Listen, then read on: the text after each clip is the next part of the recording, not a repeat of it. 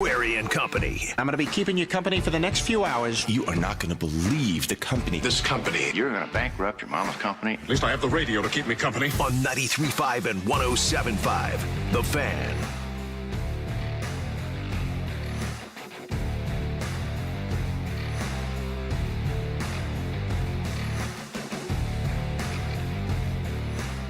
So here's the thing on a Monday, and it's gorgeous outside, is it not? I mean, you got NFL Combine Week is upon us. You've got Purdue once again flexing its muscles and back essentially as the number one power ranked team, number one overall seed in the tournament. You've got the Pacers playing the Raptors at home tonight and coming off a big win. And yet, we should almost be bitter based on the fact that now we're just having to constantly resort towards having to focus on the negative. Because I get the fact that if you live in Indianapolis and you live in central Indiana and you listen to sports talk radio, you've got to get tired of hearing about IU basketball because they suck. It's still what people are passionate about, and almost the passion is increased because they're not very good and because people, and it literally is like a mystery at this point. It's like, you know, it's like a Dan Brown novel of like, I think that's the guy's name, of just constant like walking into closed and locked doors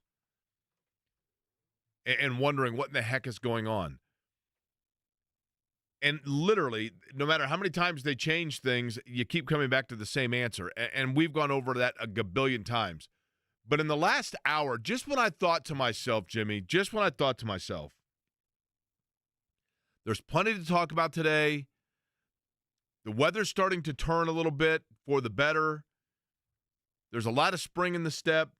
There's spring in the air. Got a short sleeve shirt and shorts on today, you do. And just when I'm excited about all of that, Mike Woodson comes out and again just says something so incredibly dumb. And you're like, well, here we are. And this isn't how I was going to start things today, but I'm going to get right into it. And there's a lot to be excited about today. There's a lot to be happy about, and we'll get to that over the course of the show. My name is Jay Query, by the way. Jimmy Cook, you just heard his voice. Eddie Garrison here as well. I'm back from Las Vegas, went and saw U2 in the Sphere. It was very, very cool. I'm sure we'll talk about that a little bit over the course of the show. But, Jimmy, let's begin with the positives, okay? And in quick order, quick fashion here, I guess, okay, over the course of the weekend. Pacers, nice win for the Pacers, right? Yes, they had a point in that game in the fourth quarter where it looked like it might slip away against a good Mavericks team. They're able to turn the corner. Miles Turner has 33. Great win for the Pacers, yes. And Miles Turner was sensational over the Dallas Mavericks, obviously, right? Yep. Back at it tonight, Toronto Raptors. So quick turnaround, and you've got to see how you respond in that form. Other news over the course of the weekend, Purdue. Good news for Purdue, right? Yeah, I mean, it's another one of those games for the Boilermakers against inferior competition because, yes, they're at that point in the Big Ten, and yes, Michigan's bad, but Michigan hung around a lot in that game. And, Jake, you mentioned this a couple weeks ago. Were the Boilermakers playing with fire with how they had all these close games? And, again, just 3 losses, but you wondered, was a struggle of turnovers and three-point percentage going to rear its ugly head? And they're such a good team. They did enough throughout that, even though it got a little interesting late, to have another win underneath their belt. And at least from my chair, no real alarm bells with Purdue right now. They've responded well since their last loss a couple of games ago. Court storming, been done for 55 years, 100 years, 125 years. But now you're starting to get players that are making collisions with people on the court, even though I have to admit, I'm not excusing by any stretch of the imagination those that storm the court and the jeopardy that puts players in.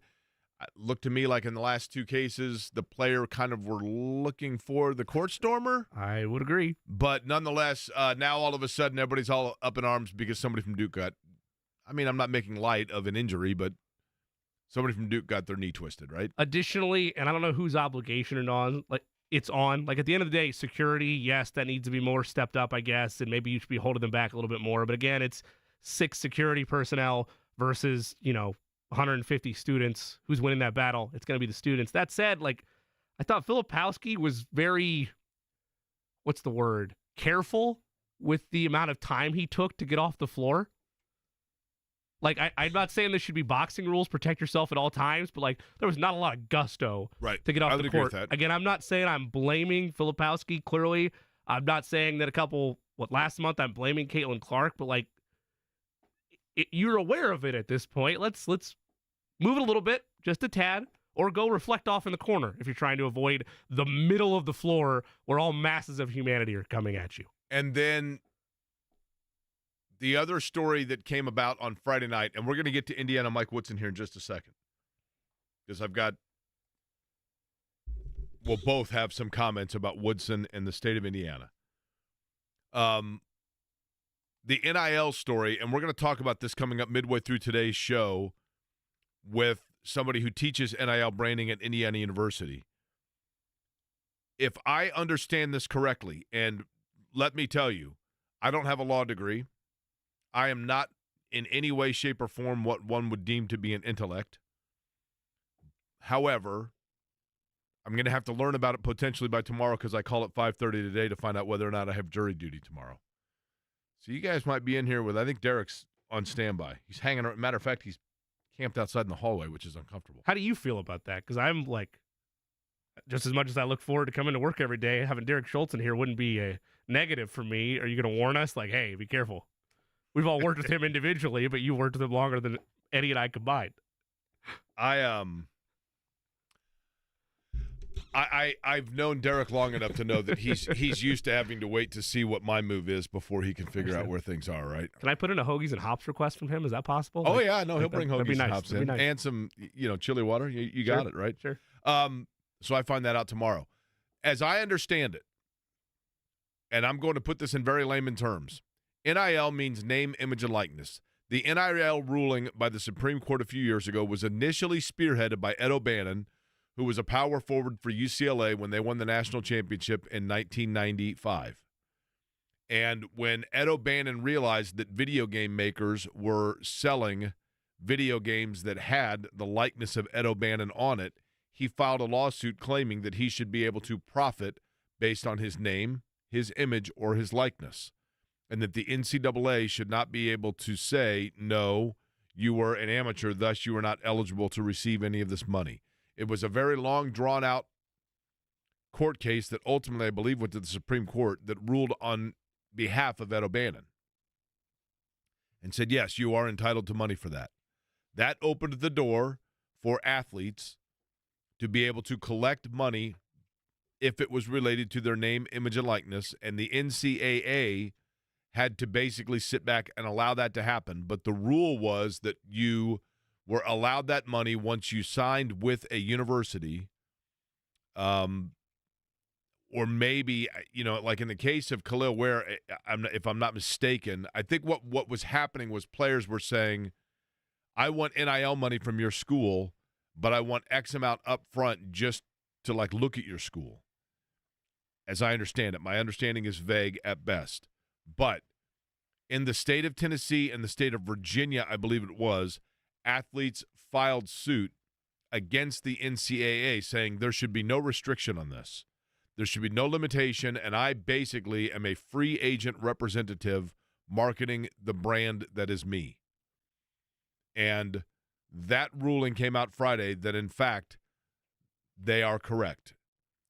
And thus, college basketball now is indeed 100% free agency, and a player's value is the market value. So if you are the number one point guard in America and you want to say, hey, if you want me to come on a recruiting visit to your school, then you've got to get your local car dealership to give me $50,000. The NCAA cannot jurisdict whether or not that is fair or unfair, and they cannot limit, because the NCAA's ultimate responsibility is to create a fair and balanced opportunity for all of its institutions to compete. So the NCAA was trying to say, when it comes to securing a player's services, we want to make sure that Austin P and Texas Austin have the exact same opportunity. And now the ruling is essentially saying, No, that's not the case. It is a free market enterprise. And if Austin Peay can't afford a $75,000 visit stipulating fee for a point guard, and the University of Texas at Austin is, then guess what? Advantage University of Texas Austin. Capitalism 101. I don't have a problem with that. I don't have a thought, really, an opinion either way. I mean, I get it. It's the United States of America. I totally understand it. And the notion that these are like amateur athletes, and I get it. You get paid for your education and all of that. But at some point, once the water is coming out of the fire hose, it's awfully hard to sit there and continue sipping off of it like you did previously. So we're going to get somebody to kind of explain in more in-depth what this may mean for the future of college athletics coming up at 1:30 today. But let's get to what happened over the weekend again with Indiana. Penn State is not good. Nebraska's okay, but Nebraska by reputation and brand is not one that wets your whistle. Northwestern, same thing as Nebraska. Rinse and repeat what I just said. Indiana is at the point now where their season is completely gone. They are circling the drain. They may well lose out for the remainder of the season, and they are on a horrific losing skid where there are two things I think that can happen to a team. The first one is permitted, if you will, or accepted, I think, by fan base, and that is that teams struggle and they get into like losing skids and things just don't go their way. Or they're on a 4-game losing skid because they're playing like the 4 best teams in college basketball in a grueling gauntlet schedule. The cardinal sin for Indiana are 3 things. 3 things. 3 cardinal sins of college basketball. I don't care whether you're Indiana, you're Oregon, you're Texas, I don't care who it is. There are 3 cardinal sins in college basketball. The first cardinal sin, fouling a 3-point shooter at the end of a game. Aside from that, although if it's a 3-point shooter and you're up 3, and the cardinal sin is the 4-point play. I should clarify that. Right. But yeah, sorry, go on. The 3 cardinal sins, okay? The first is losing to teams that your fan base has become accustomed to beating. Teams that your fans say that at the beginning of the year, you look at the schedule and you go, yeah, okay, there's a win. I'm not saying this is the case in 2024, but the reality is this. Indiana is a university and a fan base that is stuck and living and resting on laurels and tradition. And part of those laurels and tradition are placing the other schools in the same categories with which you have always felt historically and tradition-based are where each slot each school goes into. And forever, the 2-step of going to Northwestern and Wisconsin were an automatic victory. Automatic victory. It was a given when you had Northwestern on the schedule. There's a win. And when they came into the Big Ten, because they're not part of the, quote-unquote, old-school Big Ten, Nebraska and Penn State, who were brought to the Big Ten for football purposes, same thing. Those are wins. And I know Penn State's had some good years, and Nebraska, Fred Hoiberg's a good coach. And I thought Miles did a nice job with them. But nonetheless, the Indiana typical the Michigan brand States, of Indiana yes. is that those are wins. The Indianas, the Michigan States, the Michigans, the Purdues look at the Penn States, the Nebraskas, the Northwesterns, and say W. Yes. Correct. Cardinal sin number 1, losing those games that are supposed to be absolute wins, okay? Cardinal sin number 2, apathy. People that live in Indiana, snowy, cold, winter Indiana, for a long time in this town, we have rested on the Indianapolis 500 in the spring, Pacers basketball when they're playing in the playoffs, also in the spring, and the Indianapolis Colts and trying to make runs that go into, hopefully, the holiday season. But that first trimester of the calendar year, we rest on college basketball. And for Indiana fans, it kills them to see Purdue being able to buy into that, mostly because Indiana fans don't want to be apathetic about Indiana basketball. They don't. they don't want to not care. But more and more they don't. And part of the reason they don't is because they see a roster of guys that look like they don't care. Mackenzie Mbako had a possession in that game at Penn State defensively that was the most lackluster, ridiculous, laissez-faire, I could not care less. Who am I playing for again? I forget which school I transferred to. Attitude that was inexcusable. Did not care. Apathy. You're out there getting beat by Penn State by double digits. Penn State getting swept for the year by Penn State, and you don't care. First time since 09. And if the players don't care, the fans don't care. And if the fans don't care, the media shouldn't care. But we care because fans don't care, which makes us care because that means truly they actually kind of do care. Total, like, losing the fan base is cardinal sin number 2. And then there's cardinal sin number 3, and this is Indiana's ultimate sin.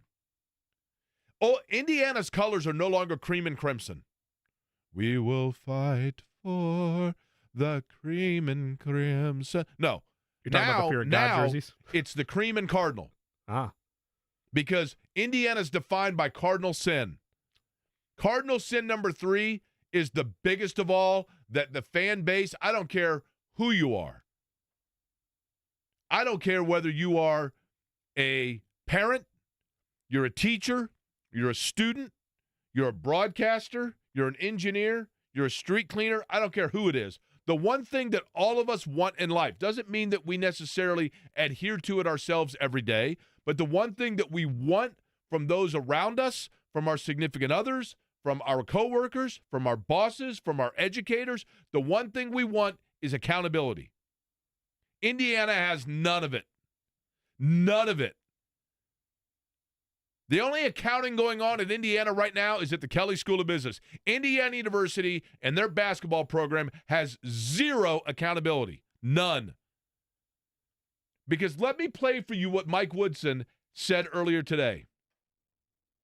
Let me play for you what Mike Woodson said earlier today, and we're going to play it like 3 times and break it down because this is the biggest walking contradiction of all time. Mike Woodson. Shall we break out the elixir? We don't even need the elixir for this, Eddie.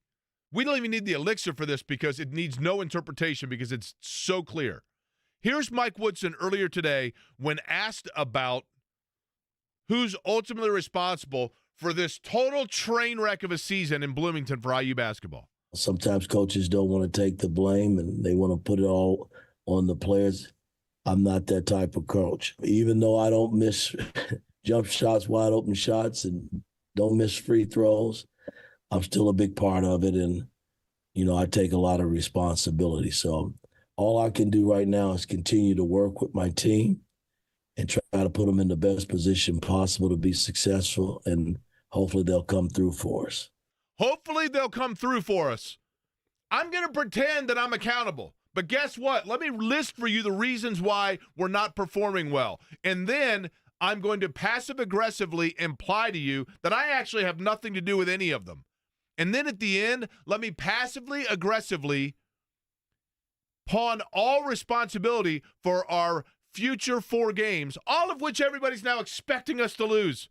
Wisconsin, Maryland, Minnesota, Michigan State. I've already set the table that if we lose those games, it's not on me because it wasn't up to me to come through. I just got done telling you guys, play that again, Eddie. Play this crap, this total crap. Play it again right now. Sometimes coaches don't want to take the blame. Okay. They want to put it all on the players. I'm not that type of coach. Cool. Okay. Even though I don't miss jump shots, wide open shots, and don't miss free throws, I'm still a big part of it. And, I take a lot of responsibility. So all I can do right now is continue to work with my team and try to put them in the best position possible to be successful. And hopefully they'll come through for us. Okay, right there, Mike Woodson just completely subliminally distributed blame to everyone off of himself while trying to make himself look accountable. And in fact, what he just did was exactly what the fan base sees as cardinal sin number 3. 0. Capital Z, capital E, capital R, capital O. 0 accountability. I'm going to tell you there are other people that say that they pawn stuff over on their players. I don't do that. I don't do that, even though I don't miss shots, miss three-pointers, turn the ball over. I put my guys in position, and then it's up to them to deliver for me. And hopefully they'll do that. What? Here's the thing. I don't know what Mike Woodson's favorite soft drink is, but I'll bet it's not Diet Coke. You know why? Why is that? Because he drinks Coke zero. Because that's his level of accountability in that program, zero. And the biggest cardinal sin of all, those three cardinal sins wrap into cardinal sin number one. The biggest of all is that in Indiana now, unfortunately, is at a point of no return. They just are. They're at a point of no return.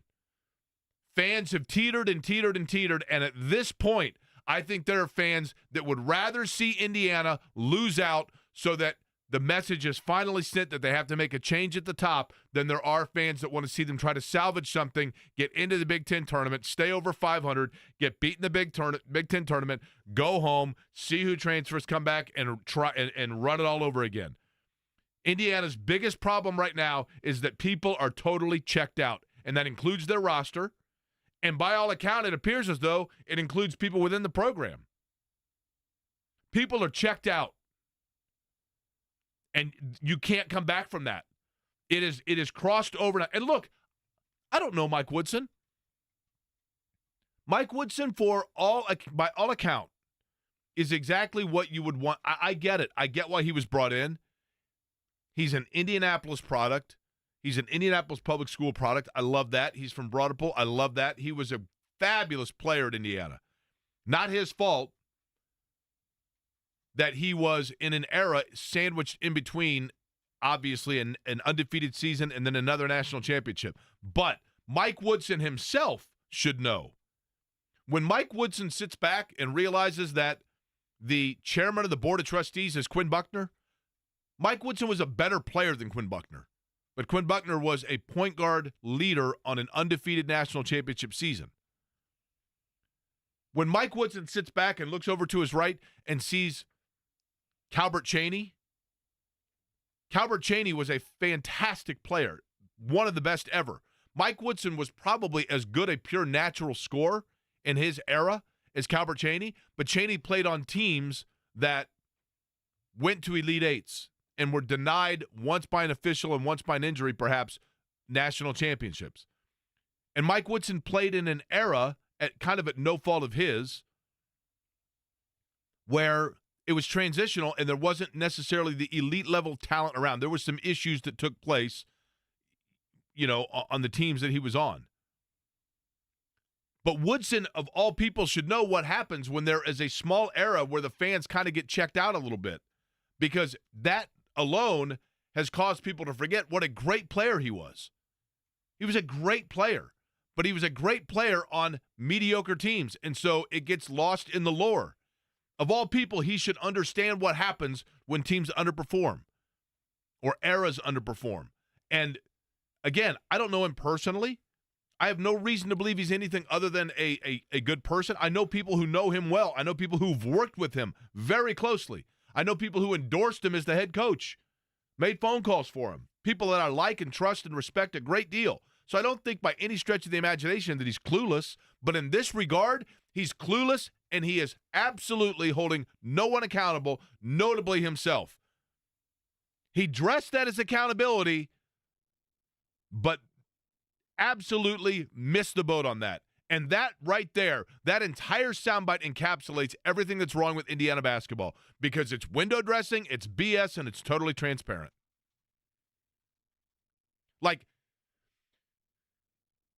Jimmy, can you imagine if all of a sudden, this radio program, which is not the case, but if it was totally underperforming in all metrics and areas, if I came on and said, listen, I'm responsible for this. My name's in the title of the show. Now, I'm not the one that's editing audio, and I'm not the one that's producing, and I'm not the one that's interjecting, and I'm not the one that's selling it, and I'm not the one that's booking, but ultimately, what? I can't control what happens when my co-host turns on the mic. Right. Can you imagine? It's a tough look, and whispers are starting to happen. And to your point about him being such a pinnacle figure in IU basketball history, people are going to, if this continues another year and they lose out like I think they're going to do, you're going to start having a blurred image, at least from the modern Indiana fan, of the player versus the coach. Because if the whispers are already starting in year 2.5, nearing the completion of year 3, and this goes to a 4th year without any clear guard help or guard salvation on the horizon, if he's still here next season, 2024-2025 is going to be a sad day in IU basketball history, at least in terms of the way it's perceived. If Mike Woodson's there next year, they got to win 25 games, right? They got to be right back up towards the top, or else people are going to be like, look, there's just no turning back now, right? No turning back. I'm sure Don Fischer is thrilled to be joining this conversation. No doubt. He joins us next. Again, big show lined up. Yes, I will talk about, at some point, kind of address the Sphere and my Las Vegas question last night. I've been thinking about this ever since I saw the tweet. Literally, I was on a flight for 3 hours and people were guessing the entire time. So my question was this. I'll throw it out right now and you can continue to guess. At Jake Query on X, Twitter, whatever. I went into the Forum Shops on the Strip in Las Vegas, went into a major sports merchandising store, asked to see the manager. Manager comes out. I said, look, you are in Vegas. The American masses are constantly going past. Here's what I want to know. Tell me the Major League Baseball team, the NFL team, and the NBA team, one of each league, that has the fewest resonance with you, the one that the fewest people ask about, look for, purchase, talk about in your store. And he goes, right now, I can tell you right now what it is, no doubt. And he gave me one team for each league, and I threw last night on X, Twitter. If anybody can tell me all 3, I will buy you the hat of your choice of one of those 3 teams. 9 people have come up with 2 of the 3. No one guessed all 3. Not one. But I'll reveal the answer later today. Don Fischer next.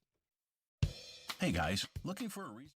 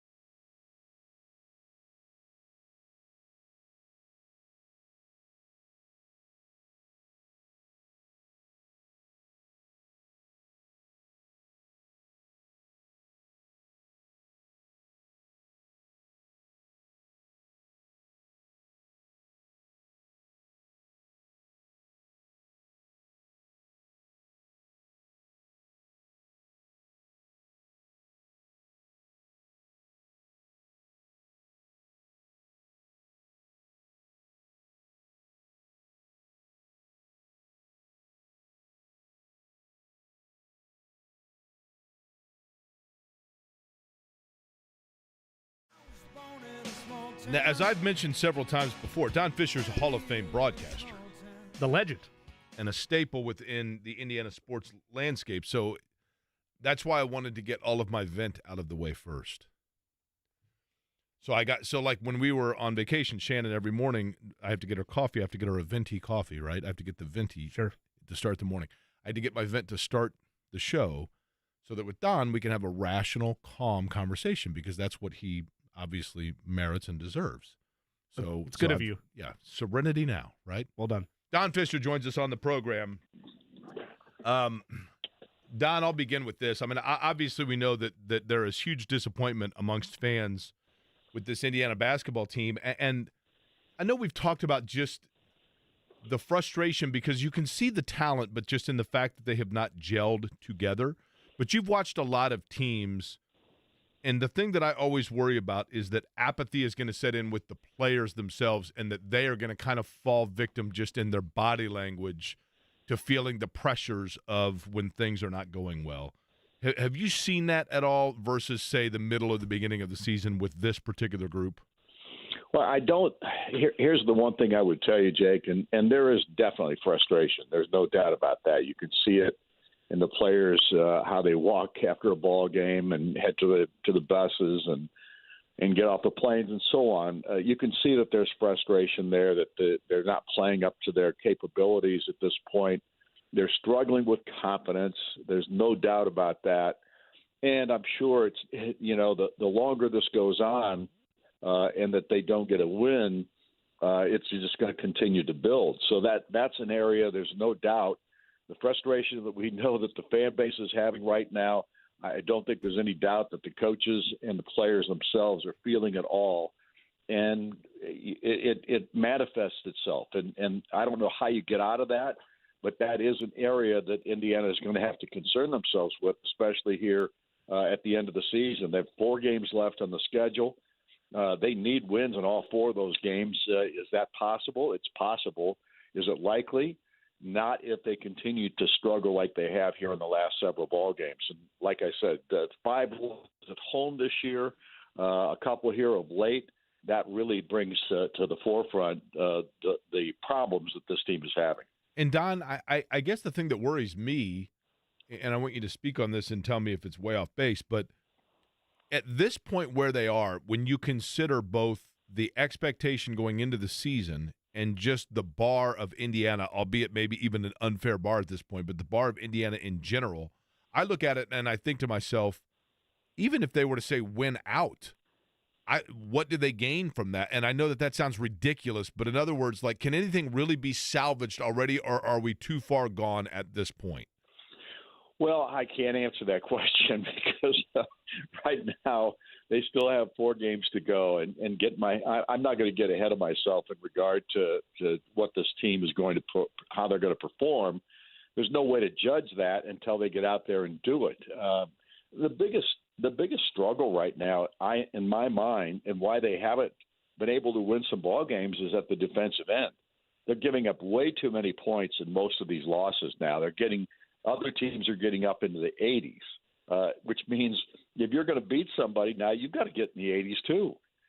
And Indiana's not capable of doing that because of the 3-point shot. They just don't shoot the 3-point shot well enough. So with the difference right now, from my standpoint, of why they're in this slump that they're in, is at the defensive end. They've given up way too many 3-point shots. Obviously, some of these teams get hot. Tominaga is a perfect example of that. He torched Indiana in the first half of the ball game recently, and without question, it was a difference in the contest. They've got to start playing better defense. There's no question in my mind that that's right now where this team lies. And if they don't, they're going to have no success at the end of the season. Voice of the Hoosiers, Don Fischer, is our guest. Don, let's take the first couple of seasons of Tom Crean out of the equation because the program itself was obviously recovering from the violations set after the Calvin Sampson era and what Crean had to build from the ground up. Let's just focus on his tenure, Archie Miller's tenure, and then what's happening right now with Coach Woodson. This stretch, when they hired Mike, I didn't think it was possible for there to still be flavors of apathy around the fan base from an IU team with him at the helm, and you've been around longer than any of us covering this game. how does this feel in rank? Does it feel similar to those bad stretches underneath Miller and Crean? I don't know. I guess it does. I mean, anytime you lose and you're losing big at the end of a season, it feels terrible. I mean, it feels terrible for the fans. It feels terrible for the players, for the coaching staff as well. I mean, nobody likes going through this. The question is, how do you get out of it? And, yeah, Indiana basketball has not performed anywhere near what it was in the Bob Knight era. It's just that simple. Perhaps the Kelvin Sampson 2 years were pretty impressive when you considered what they were able to do bouncing out of the Mike Davis era. But at the same time, it didn't continue. And, of course, when Crean came in, he was left with a roster of nothing, basically walk-on guys, and had to rebuild it. Then you're going through the process of hoping that this team can build off of what they did the first year, which was 6 wins, and they got 10 the second and then 12 the third. And from that point forward, it started to build, and it was obviously very good for a couple of years. And it wasn't bad even toward the end of Tom Crean's tenure, but his next to the last year he was there, he won a Big Ten championship. And then it went through a really bad season the following year, and, of course, he gets let go. And then Archie comes in, and everybody was high on Archie, thought he would get the job done. He didn't. And now we got Mike Woodson, and he's obviously having a tough third season at Indiana because he was able to get them to the NCAA tournament twice. But is Indiana basketball back to where it used to be? Not even close. And obviously that's the frustration, I think, with the fan base right now, that they thought this would continue to build this year, and it has not. Don, in your conversations with Mike Woodson, like in post-game interviews and things like that, and obviously in your weekly show, has Mike Woodson addressed at all or discussed the learning curve, if you will? And you and I have touched on this a little bit in these conversations, but just between the subtle differences between the college game and the way it's coached or prepared and the NBA game, do you think that learning curve was steeper than he anticipated? I can't answer that question. You'd have to ask him, Jake. I'm not asking that. I mean, I think Mike is a guy that is very routine-oriented. In other words, he goes at it every week. I mean, they practice hard. They work on the things that they need to work on. I think he does what every good coach does. He tries to get his ball club to play its best basketball. That's not happening right now. And how do you dig your way out of that at this juncture? And I'm not a coach, so I can't answer it. All I can tell you is that I think confidence and frustration are two things that this ball club is dealing with right now. And when I see those guys go out on the floor and start playing, I don't see quit. I don't see it's like they've just quit out there. They're not playing hard. I think they do play hard. And they had a close ball game with Penn State. But they're not finding ways to win these games now. And that leads into all these other thinking processes that we've got going on right now about the negative of Indiana basketball. And until they win a ball game, it's not going to change. Don Fischer is our guest, the voice of the Indiana Hoosiers in his 51st season. 51st, right, Don, or is this 52? No, this is 51 for me. 51, and, okay. And trust me, it's not the best season that I've been a part of, football or basketball. It feels like 51 years in one, right? At times. Kind of, yeah. There's no doubt about it. Okay. It's a little frustrating for the broadcaster, too. So with that, Don, I told you this last week. I promised we'd do this. For fans as much as just for our own group, therapy here. We're going to focus on the positive for a second. I want you to tell me, because I don't know that I've ever asked you this. In your years covering Indiana, you've seen a lot of great players. You've seen players that came in and were supposed to be great from day one. You've seen players that came in and we didn't know a lot about them and they turned into great players all across the board. Give me a player that when Don Fischer looks back on his broadcasting career, he thinks to himself, you know what? That guy was just a delight to be able to do his games because he was a good player, he worked hard, he got the most out of himself, and he just represented the school well, and it was always a fun time doing his games. Well, it's my favorite player, and that's Randy Whitman. I mean, I didn't know what to expect when Randy came to Indiana. I know he was a really good high school basketball player at Ben Davis. I knew his parents. They were befriended my wife and I and our family when we first got here back in 1973. And Randy was just, I think, about 10 or 11 years old at the time I got here. and then he became a really good player that Indiana recruited and came to IU. And then he played unbelievably good basketball his entire career. He was at IU for 5 years. He had to sit out 1 year. I think it was an ankle injury that he had to sit out with and didn't get to play hardly at all that one season. He came back, and he was an incredibly talented player, but not on top of that, he wasn't the greatest athlete in the world, but he was a basketball IQ machine. He was so smart out there on the floor. He made very few mistakes. He played point guard most of the time at 6'5" and not all that quick and fast, and yet he didn't make many mistakes, and he shot the lights out when he did shoot it. He wasn't a guy that took quantity shots. He was a guy that took quality shots and knocked down 50+% for his entire career at Indiana. So he's probably the one guy that probably came in unheralded all that much from a high school perspective, and yet turned into one of the best players in college basketball at that time. Am I correct in saying, Don, I mean, my recollection, two things about Randy Whitman that I remember the most. First is I probably shot 15,000 baseline jump shots in my driveway thinking I was Randy Whitman. For that matter, he might have only hit one of them in his career against North Carolina going into the half in the national title game, but I've never forgotten it, right? But he strikes me as one of those guys that was a Swiss Army knife, and by that I mean Bob Knight could have come to him before any game and said, Randy, we have a situation here, and I've got to have somebody to slide out of position and do X instead of Y, and I've picked you. And he would have said, okay, and done it well. Like, he was very versatile. But am I off base in saying that? Oh, no. I mean, he played the one guard, the two guard. I mean, when Isaiah was there and they won the national championship, he was the two guard. And he did hit the baseline jump shot at the end of the first half of that North Carolina game that gave Indiana its first lead in the contest. So that always stuck in my mind, too, about Randy. It was a critical shot and critical to give Indiana some momentum. But he was just a terrific player. He was a team guy first. You never had to worry about him, off the floor or any of those kinds of things.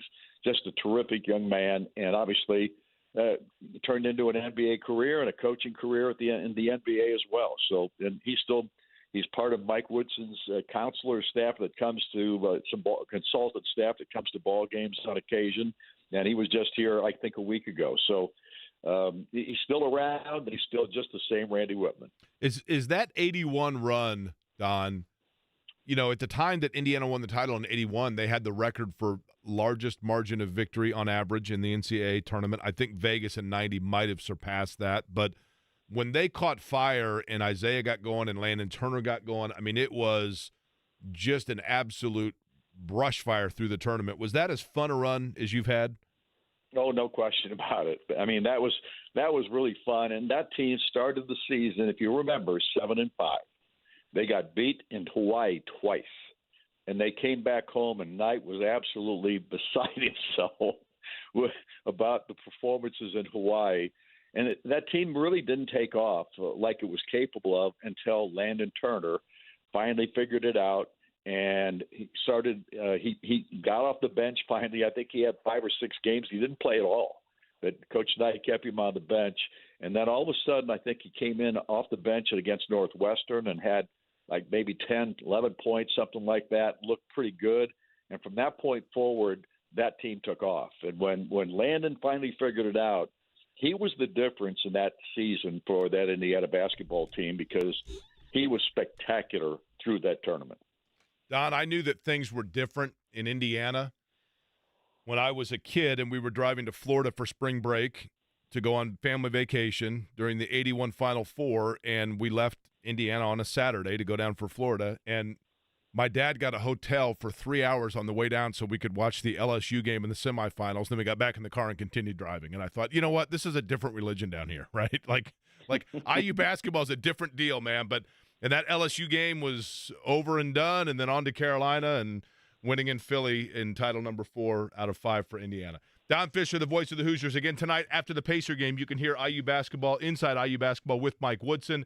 Don will be on the call. And then, of course, the Hoosiers back in action, taking on Wisconsin on Thursday. Don, a pleasure as always, and hopefully a win to talk about next time. Yeah, Tuesday night for the or Tuesday. Excuse me. tomorrow night for Wisconsin. Yes, sir. Excuse, you know what? I had TMR written down in my writing so bad I thought it said Thursday. Sorry about that, Don. Tomorrow night with Wisconsin. I misconstrue some of the things I write too. Don, we appreciate it as always. Thanks for having me, guys. All right, Appreciate Don Fischer, the voice of the Hoosiers. Okay, when we come back, I'll give you the answer to my Las Vegas question, highly anticipated. I'll get both your guys' guesses, and I'll give you a little rundown of the Sphere. And then we've got perhaps a seismic shift in college basketball and college football to talk about. We'll get into that as well on this Monday edition. Query & Company, you're listening to it on 93.5, 107.5 The Fan. JMV here with an exclusive scoop on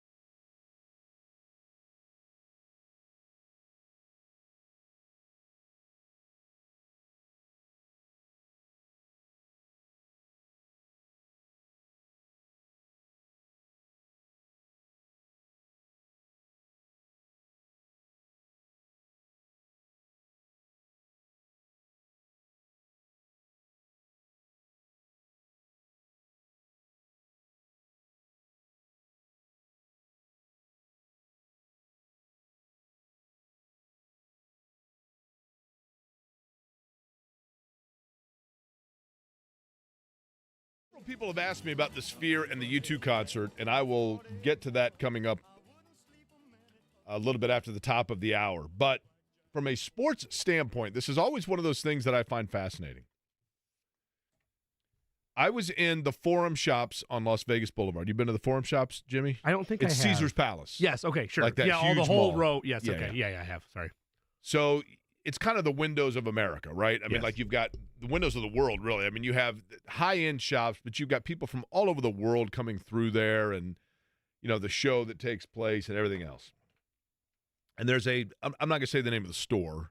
People could probably figure it out, but there's a major, basically commonplace in most cities, sports merchandising store where you can go in and buy gear for your favorite team in said mall. Now, there was an NFL store as well, and I will tell you that I saw a Colts hat.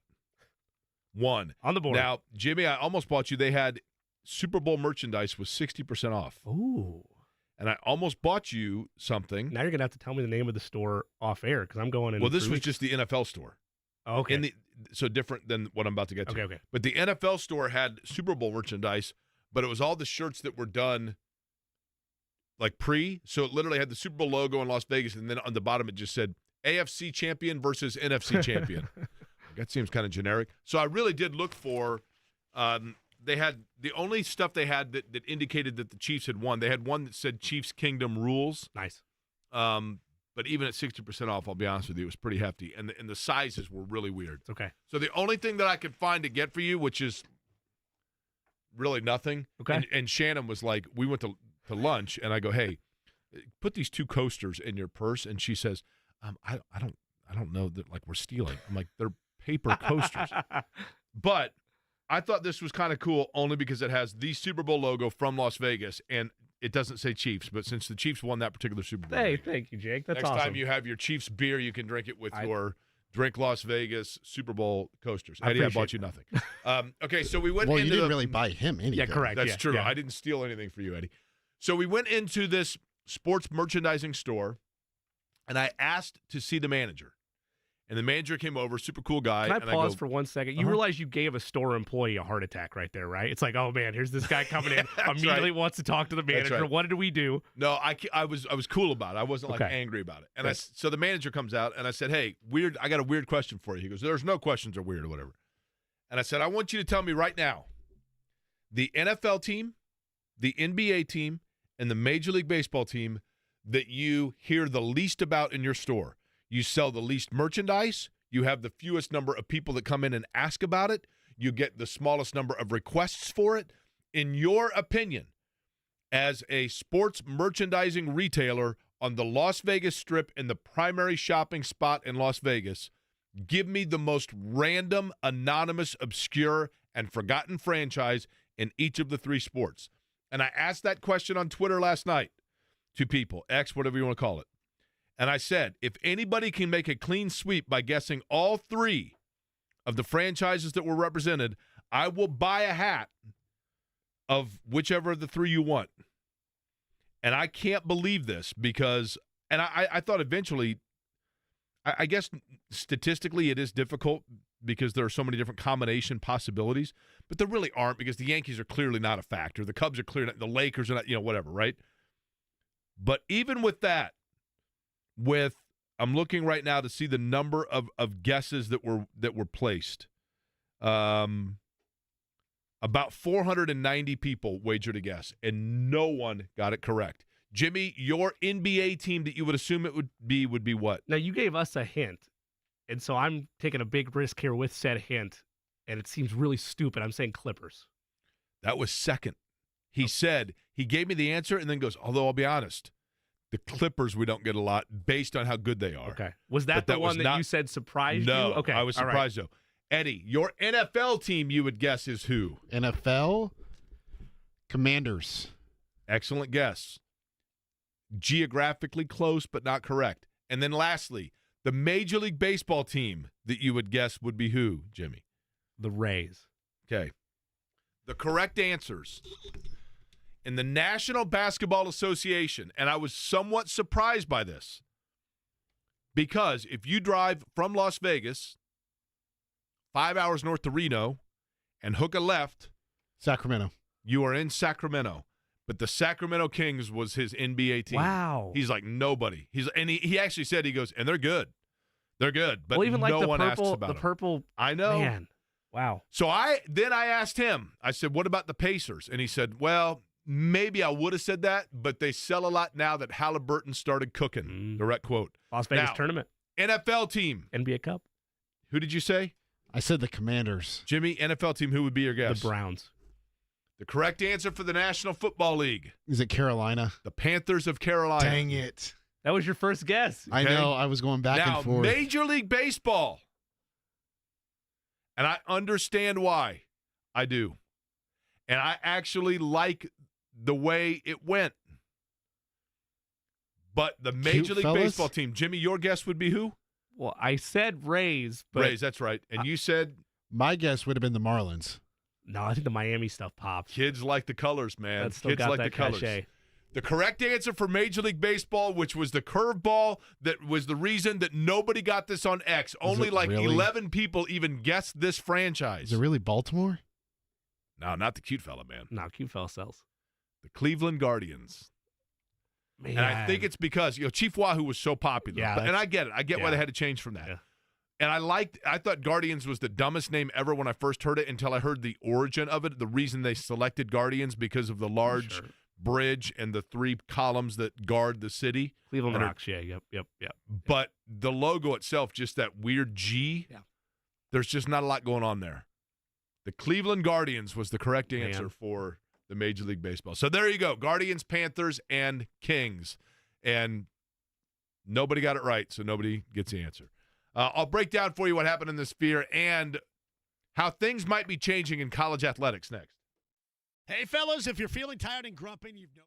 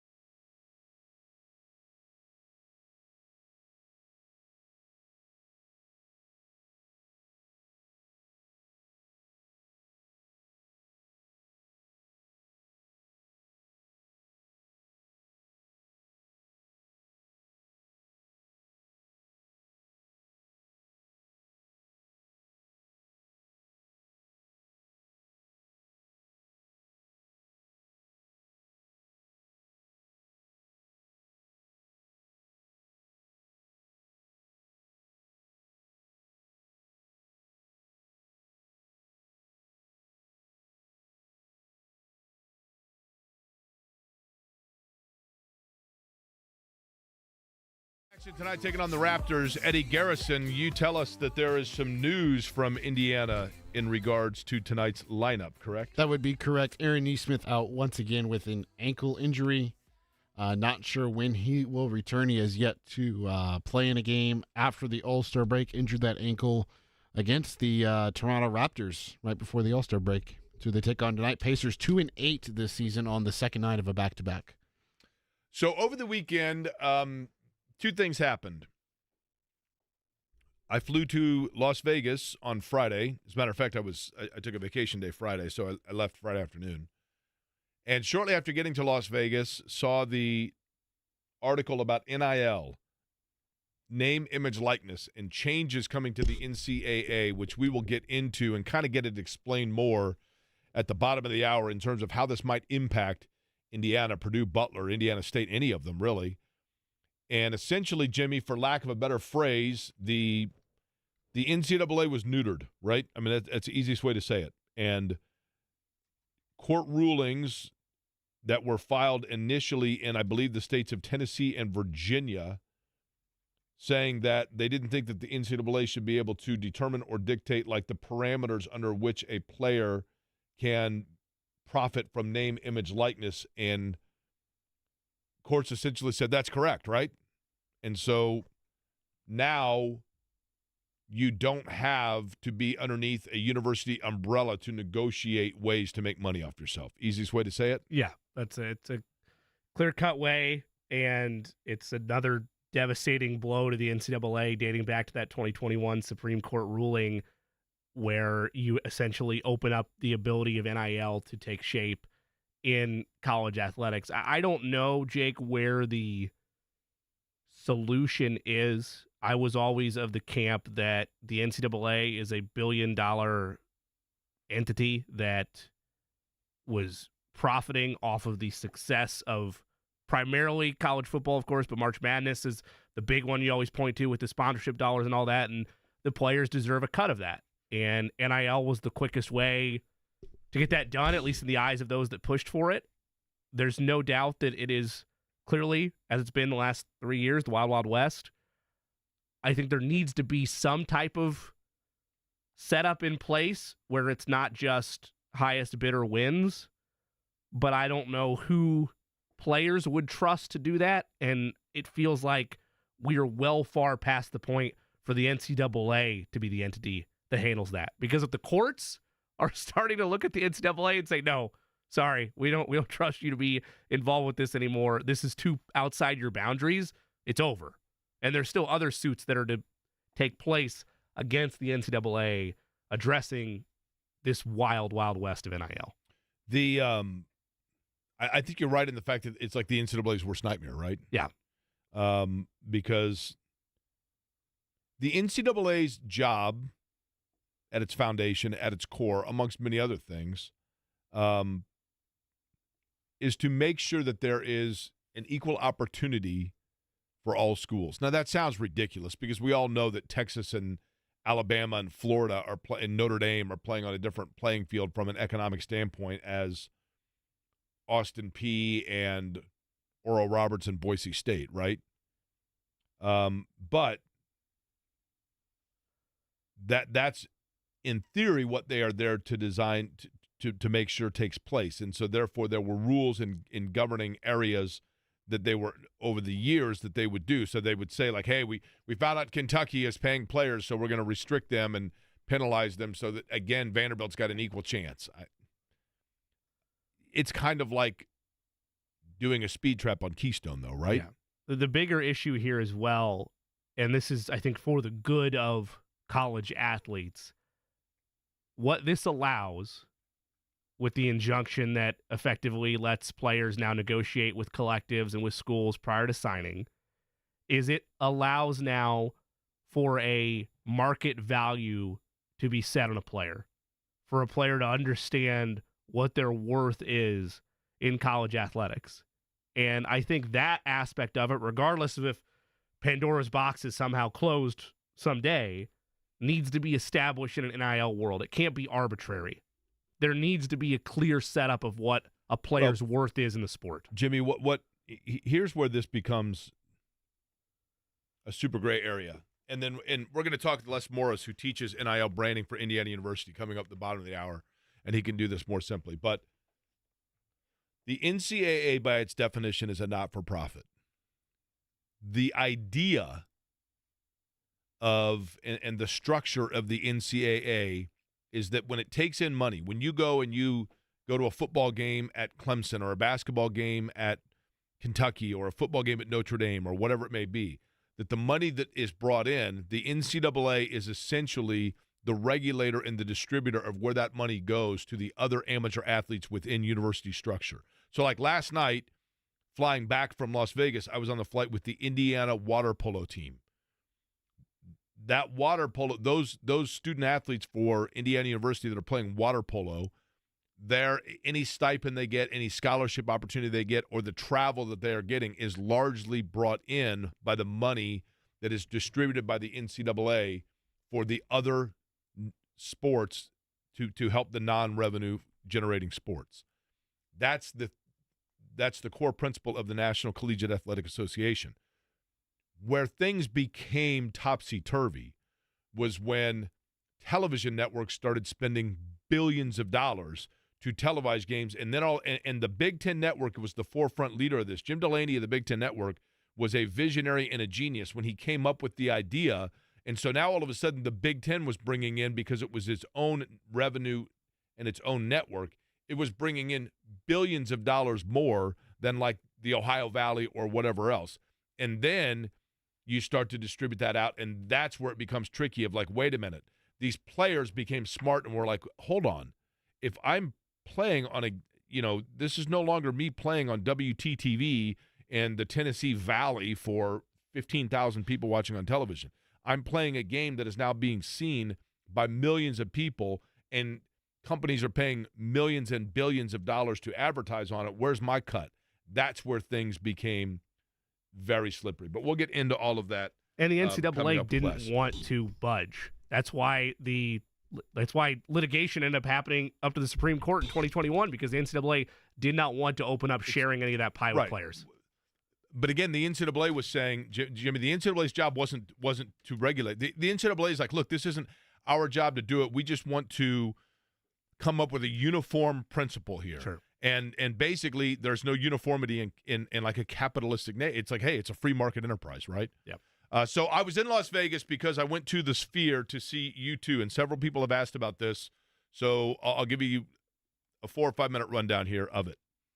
The Sphere opened in November. It is, if you've been to Las Vegas, it's like everything else in Las Vegas. It is, it's amazing aesthetically in all areas. You don't realize when you are outside of it how big it is. It simply looks like a perfectly round sphere, right? But it essentially is the world's largest circular high def television, owned and operated and purchased by Jim Dolan, the owner of MSG, the New York Rangers, and the New York Knicks. And they do, so think of it as like the world's largest but three-dimensional, or not three-dimensional, but rounded IMAX theater, including on the outside. The image of it changes all the time. On the inside, it is a theater or an arena that literally there's the stage, and then all of the seating is in the forefront. So it's not round. The stage is not in the middle of the floor. The stage is at one end of the floor, and all of the seating is looking outward from, if you're on the stage, looking towards it. There's nobody behind the stage. There are no seats. Kind of like a traditional concert hall. Correct. The entire wall on all sides of you and ceiling are video screens. The most amazing part about it, Eddie, see if you can play the video that I sent you. This is how it sounds. This is the sound in the Sphere, if this will translate on radio.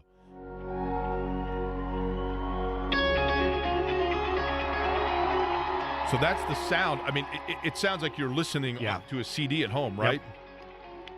And the whole time this is playing, you're seeing entirely around you. It's like you are almost floating inside of a video. I mean, it's remarkable. Now, it was not inexpensive, but this is what I will say about the experience itself. it's cool enough to be there in that experience from a visual standpoint and the sound standpoint, and you hear the crowd going crazy, right? So that in itself is special. But the thing about going and seeing a band like that, and you don't have to be necessarily a huge fan of U2, but I had this epiphany while we were watching it. And it is amazing to think, Jimmy, that you have 20,000 people inside of a place where they have now done like 30 shows since November, maybe more than that. But I think they do 3 times a week from November to now, and they're done next weekend. And then they go on about their way, and then I think Dead & Company and Fish are the next to do shows inside the Sphere. But as I was watching that show, it dawned on me that the magic of music in general is here are 4 guys that went to high school together, and U2, essentially, okay? And they started making music in the early 80s, and they have made music all the way through to today. Now, you could certainly make the argument that the last 20 years or so, there's a pretty big drop-off, or they got some of their music does not transcend the way it does from like 82 to probably 2000. But I'm sitting there in one night of 30 or 35 that they do this. And each song, not all of them, but the majority of songs that they're playing, I'm sitting there and I'm being taken to a different place of memories and great moments and thinking of my buddies growing up. Like when they played, Achtung Baby is the album they're playing for this particular show. And that album was out in its prime when I was in early college, okay? And so, like, my coming of age and thinking about all of my friends, some of which aren't even here, things that were going on with my family in that period of my life, and that, music has that ability to take you back, right?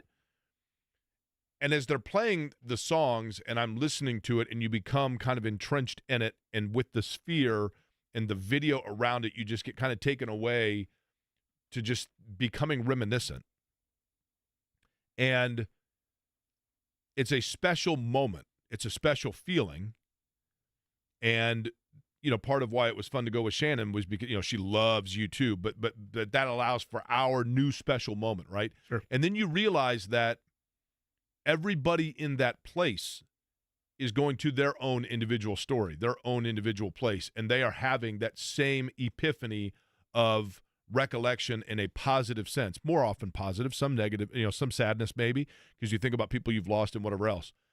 But it dawned on me that I can't imagine what it would be like to be a musical artist or an artist in general and know that you have the impact of being able to, by your own creation, allow for fellow humans to take themselves to a place that they need to be at moments in time in their life. It has to be an unbelievably powerful feeling, gratifying feeling, also one of probably great responsibility. But I felt like as I was watching it, the beauty of a show like that, the beauty of music, the beauty of entertainment, and just the beauty in general of common life experience is that all of us should strive to be able to, on occasion, allow other people within our grasp to find in the moments that might be difficult for them a place to go somewhere that allows an escape, if that makes sense. I was thinking you all went to a place called Vertigo. They did that too. They did play Vertigo. Okay. Did you not have the drum roll there? I texted him to have the drum ready. I did. I didn't play it because he asked for it. They did play Vertigo, and several people said that they thought they would get Vertigo in the Sphere. Yeah. But I didn't have that experience. If you're going to go to the Sphere, was it hot? Like I that? was. This is weird, but I would think, and this is very dumb, a very primitive thought. And I'm sure they have coolant systems and everything. I would have thought with all the screens that it might be hot in the arena. That's actually a good question. And it doesn't. It's weird because the screen, like when you go in, it is not, to answer your question. When you go into the arena, into the Sphere, the walls and the ceiling around you, it looks like it is like concrete, like sound. I'm trying to think how you word it. Sound paneling? Sure. You know how you go into places and you can see the sound paneling? Mm-hmm. It looks like that all around you with a small dome at the top, like a small window at the top, kind of like the Indianapolis Arts Garden. Yeah. And at one point, it plays it looks like there's a helicopter flying overhead, right? And when the helicopter flew overhead, the seats that you're sitting in vibrate. That's cool. And you think it's a real helicopter. And like several people are like, "Whoa, there's a bird in here." Well, it's not. It's all part of the video. It's all video imagery. And then when the concert begins, I don't want to spoil too much of it, but there are effects that take place. But the venue itself, granted, it just opened like 4 months ago. Sure. But the venue itself is so state of the art. The temperature was perfect. The humidity in it was perfect. The carpeting, the escalators, everything is brand new. I mean, brand new. And if you go, this is what I would tell people. I can't speak for what it's like to be on the floor because I wasn't down there. But it is one venue where it's like the Indianapolis 500. The higher you up you are, the better you are. Yeah. Because you want to be able to see all of the video board. And in the higher levels, the concourses, I mean, literally, I walked out of my area, and I mean, the bars and the restrooms are right there. I mean, everything is so perfectly laid out. In and out was as quick and easy as can be. I have nothing but good things to say about it. I mean, it truly was. Now, it is not inexpensive. I have no idea what face value tickets are because you can't even get them, right? You have to buy secondary market. Yeah. But it was amazing. They played Beautiful Day as well. They finished with that, right? But it was very, very cool, and it is very unique. I just can't imagine. There's nowhere else that replicates what it's able to do. But it does emotionally and psychologically take you kind of elsewhere from where you are in that moment, and that's what's cool about it. And, like, I marvel over you, too. I mean, it's 4 guys that went to high school together. Like, it's not like – literally, The Edge and Bono are probably a top 20 guitarist and top 20 vocalists all time of the last 50 years, and yet they're just 2 dudes that, like, you know what I mean? Met and kept. I mean, like, my buddies from high school and I, like, we sit around and we talk about, like, you know, whatever, the times that we, like, went to Patty's of Jamaica. They're, like, sitting around writing, like, the soundtrack of people's lives. Right. You know, it's pretty cool. It was cool, though. Now, do you like U2?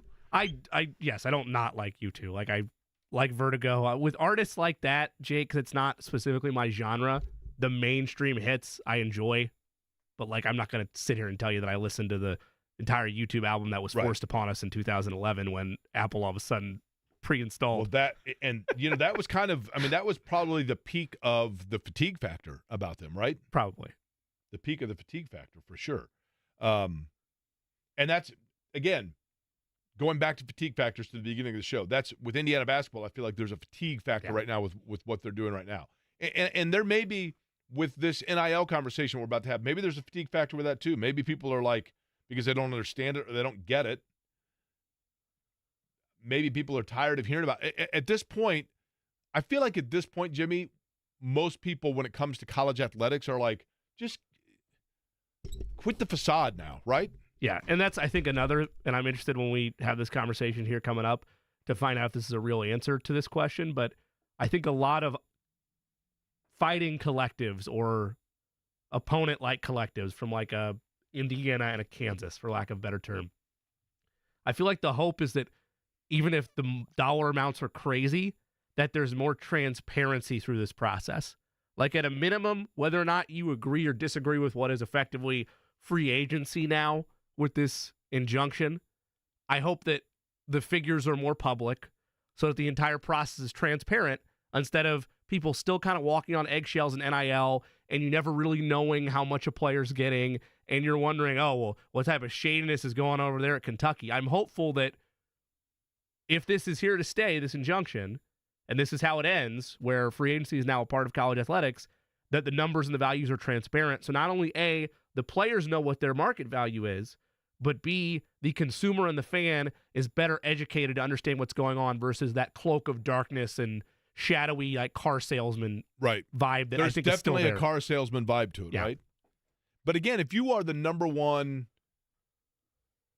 you know, shooting guard in high school basketball or whatever else, I guess I just keep going back to, if somebody is, give me a school off the top of your head, just any university. Marquette. If Marquette's jazz ensemble brings in millions of dollars, if the Marquette Jazz Ensemble group was playing at the Sphere in Las Vegas. That's for the next residency, believe it or not. That's right. And and they were able to get the number one saxophonist in the world, and he's 17 years old, he should be entitled to payment for that, despite the fact that he's only 17 or whatever else, if he's a member of the Marquette Jazz Ensemble.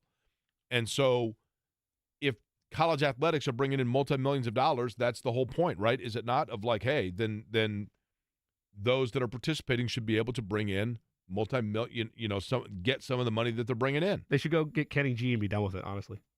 That'd be something. Don't worry about the 19-year-old. Doesn't Kenny G just have the one song people know? I think so. Les Morris, who is an adjunct professor talking about branding in the NIL for Indiana University. I've known him a long time. Good guy, good friend. He's going to join us next. The IRS is the most powerful.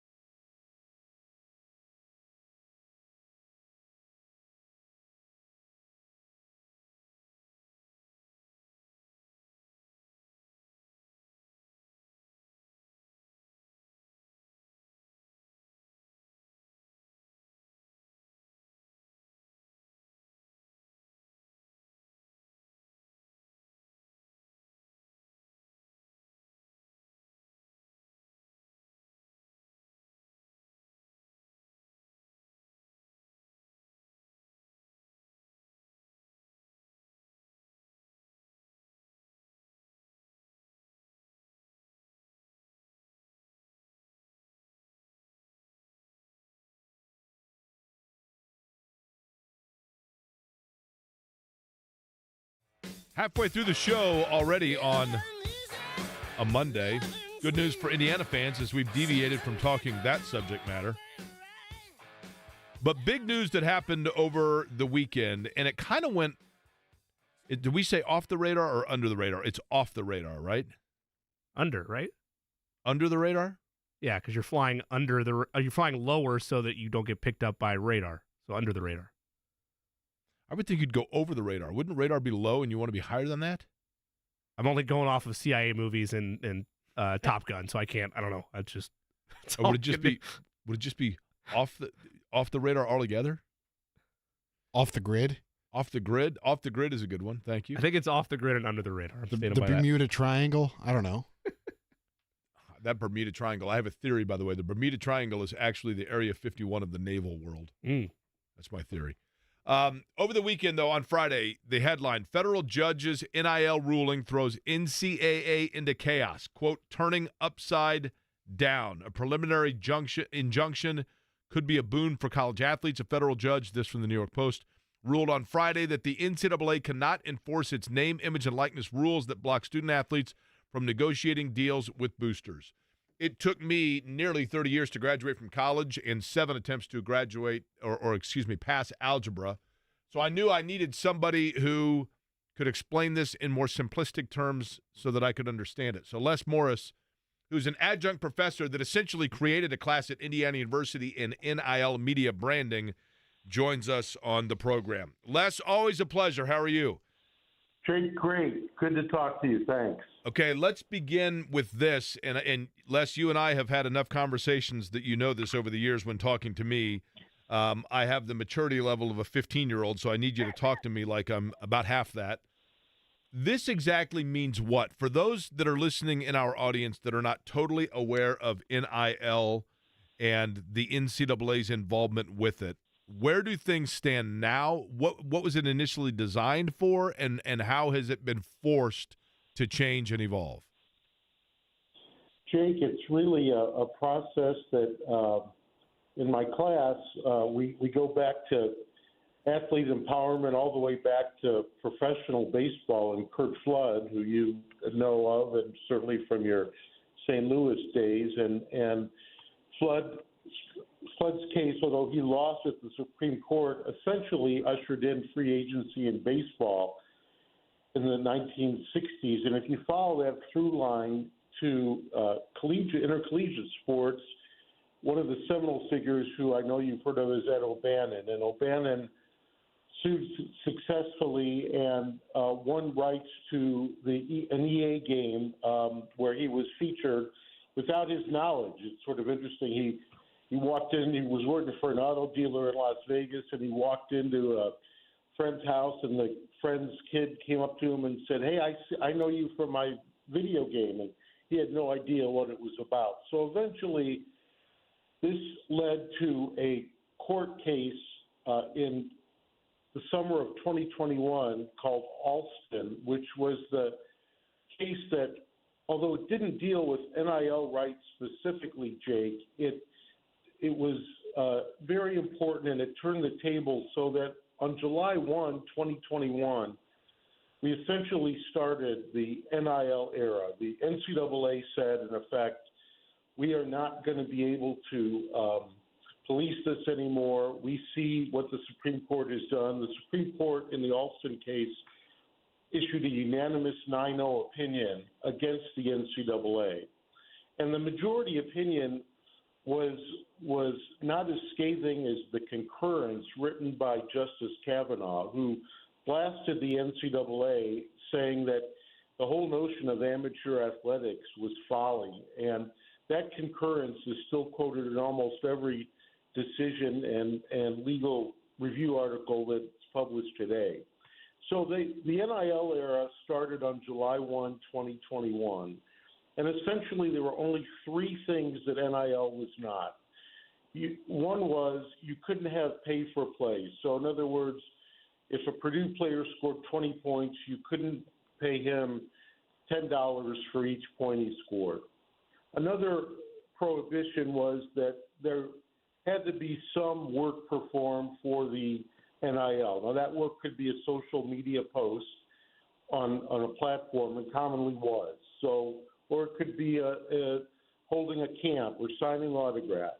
And then the third, which is what led to Friday's decision, the prohibition was NIL could not be used as a recruiting inducement. Friday's decision, issued by Judge Corker of the Eastern Tennessee District Court, federal court, ruled that collectives and athletes, and collectives are third parties that are middlemen between donors and student athletes. We can talk about that in a minute. But essentially now, these collectives can negotiate NIL deals as part of the recruiting process. So it doesn't have to be a general, well, we have, our school has NIL capabilities, we have these collectives. Now you can offer, if they enroll, you can't go to contract with the student athlete, but you can say, here is an offer that we will make to you upon your enrollment. Similar to any non-athlete, Jake, who would get a package of inducements from a school. So what this is allowed is, what it will allow is greater transparency in terms of offering recruits NIL deals. Okay, so, and that's different, Les. So we'll use me, okay?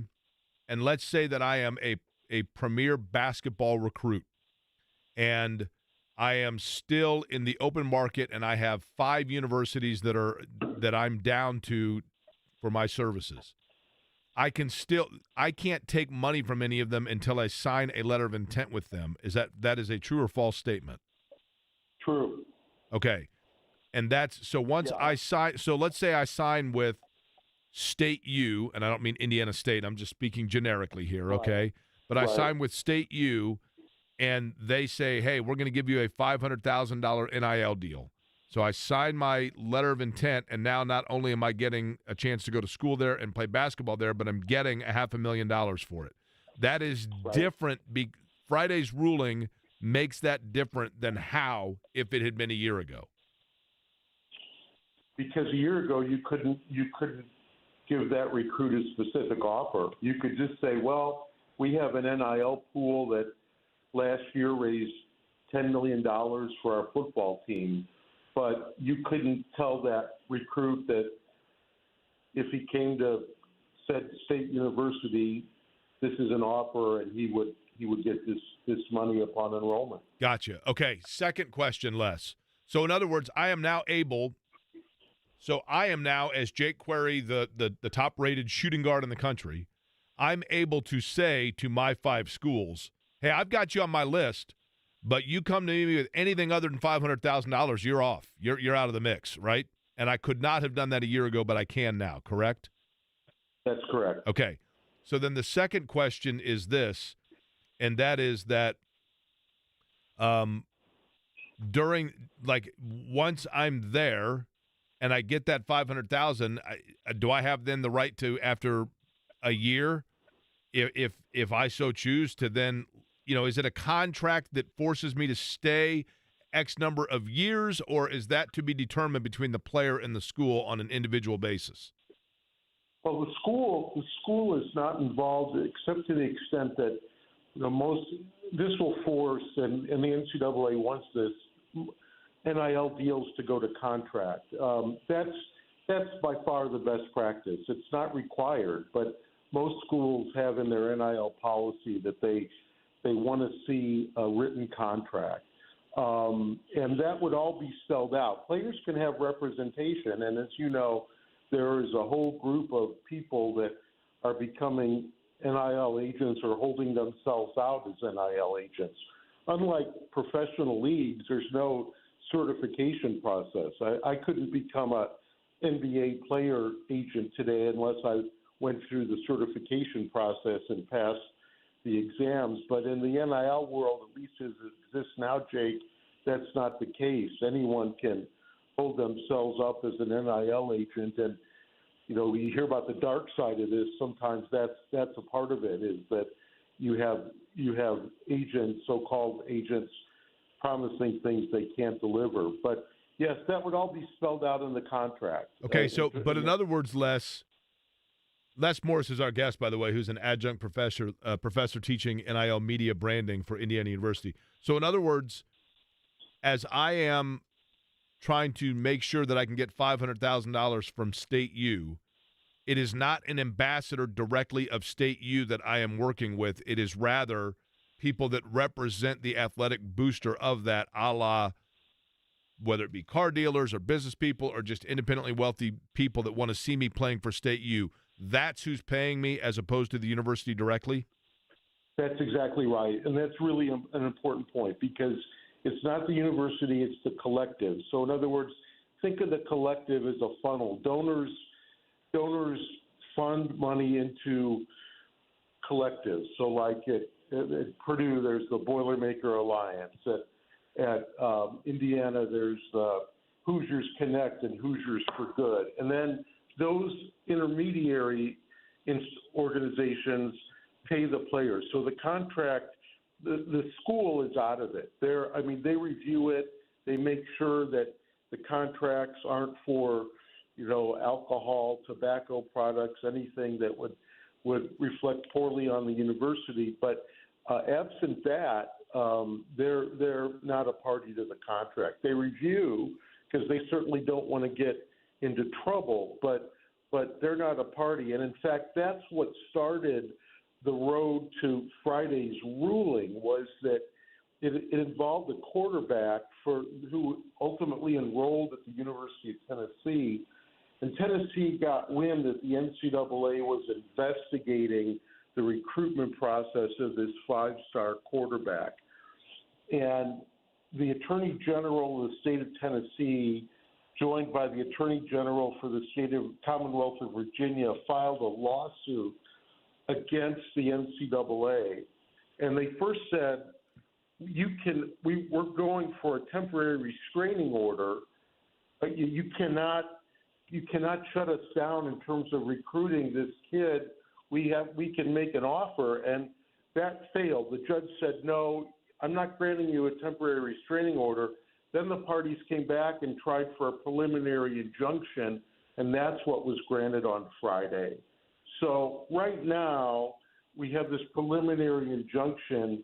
The NCAA issued a very anodyne statement on Friday, but we'll see where this goes. There's just so much up in the air. I mean, as an example, this is next week on Super Tuesday, March 5th, politically, we're going to have another vote, and that is the Dartmouth men's basketball team recently was recognized as an employee group by the National Labor Relations Board. So on Tuesday, they're going to vote on whether to become a union or not, whether to be part of a union. So we've got a lot of things going on here, Jake, and I think the bottom line is that, in my opinion, we're ultimately coming to a place where student athletes are going to become employees. How and when we get to that is a question, but we're really going that route. I don't think that can be debated. And the NCAA is coming back and saying, we want federal legislation on NIL and what student athletes are. They hired Charlie Baker, I think, in large part because he's a former governor of Massachusetts, had a lot of political capital and experience, and they're hoping that Congress will take this issue up. They have in terms of committee hearings, but we don't have legislation at this point, which is what they're counting on and what they mentioned in their statement on Friday in response to this ruling.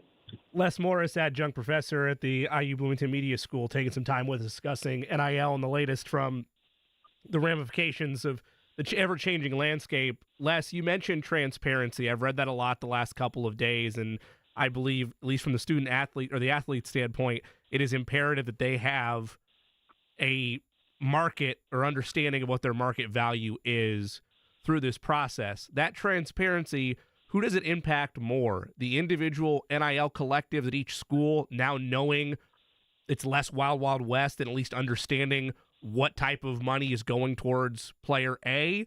Or does it impact the players themselves more now understanding where their value is in the free market? I think it'll impact the collectives more. I had some correspondence with a few directors of collectives over the weekend, and they said that they're really excited about this because it's going to make them more aggressive, and they're going to be able to behave in more overt ways. And I think you'll see a lot of changes in the collective world, that they'll be more and more open. I think that the athletes, Ryan Day, the football coach at Ohio State, not this past summer, but the summer before, famously said at that time he thought it would take about $13 million in NIL money to keep his roster at the highest competitive level where they're at. So I think student athletes know there are a lot of evaluation services out there. They pretty much know in the ballpark what their market value is. But I think this will really force collectives or allow collectives to sort of have the shackles taken off, and they can be a lot more aggressive and transparent. So I think that's where it'll have the biggest impact. So let's theoretically, and correct me if I'm wrong here, in conclusion, this benefits the big boys more than the little guys, correct? Yes, and it always has. I mean, NIL, that's sort of a misnomer. We hear stories about the Texas quarterback getting the Lamborghini, or we see Caitlin Clark with the insurance commercials. But by and large, those are outliers. But yes, to answer your question, it would impact more of the Power Four conferences than anything else, and obviously more football. I mean, I think football is just separating itself completely from the other sports, and the Power Four are obviously separate from the rest of the schools playing Division I football. Les Morris, again, is an adjunct professor at Indiana University talking about NIL and NIL brand for student athletes. Les, in conclusion, you and I have known each other a long time, and sometimes I get tired when I listen on the radio and I hear a host like talking to the person personally, and I'm like, yeah, the rest of the audience has no idea what the conversation's about. But just so that people know, you and I have known each other a long time, and I believe, if I'm not mistaken, we first met when you were writing for a Shelbyville newspaper about the Pacers, and I was working at a cigar store, and you came in the store, I think, a few times as well. So you would know that my NIL brand awareness and marketability is far higher as a cigar salesman than a radio host, right? Isn't that right? No, I don't believe that's true. I think collectives would love to negotiate with you, Jake. If it comes to figuring out whether you want a Hoyle de Monterey or a punch, I'm your guy, right? Les, right, I appreciate it, man. We look forward to having you back on. As this thing continues to move forward, we may try to invite you back on to continue to keep us abreast, because I think it's only going to get bigger, and this thing is starting to roll downhill pretty quick. So I appreciate your explanation of all of it. I'd love to come back on. Thanks for the opportunity, Jake. I appreciate it. And again, Les came up with that class at IU. He went to them and said, you know what, here's a way that I can teach something that and what's amazing is I think that young people in particular are far more abreast at all of this and what it means than, those of us that are watching it unfold before our very eyes. It's kind of like technology, like the younger you are, the better you just have kind of an overall feel for it. Overall feel for the NFL Combine Week upon us. That conversation upcoming, and Chap going to join us. Is that right, Eddie? Mike Chappell joins us as well. Hey, it's Jake Query. Having home court advantage.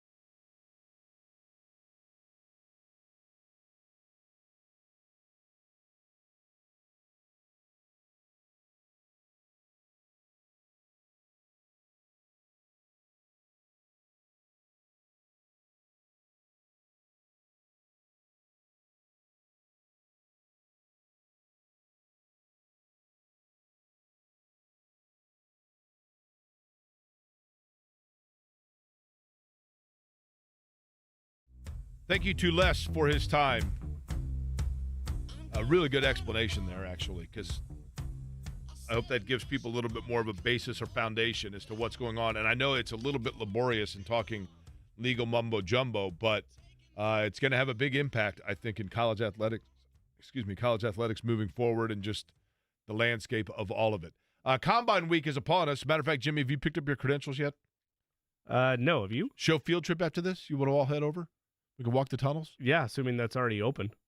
It opens today, doesn't it? Or is it tomorrow? Don't look at me. I had thought it was tomorrow, but that was a cursory glance last week. Did you guys not get the check your email response from the bosses? I did check the email. Somebody's not paying attention. I did check it. I don't need I'm not on that email. fine friend Todd Meyer storming in here getting mad at me.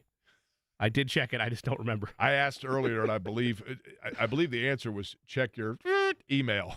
That was my answer on Friday, so I'm glad we've escalated. There weren't expletives towards me, so I don't know if that's just because it's you or because he's now evolved to a new level of frustration. Since I was just in Las Vegas, and Jimmy, if I'm not mistaken, you're headed there in a couple of weeks. By the way, does the NCAA tournament start later this year?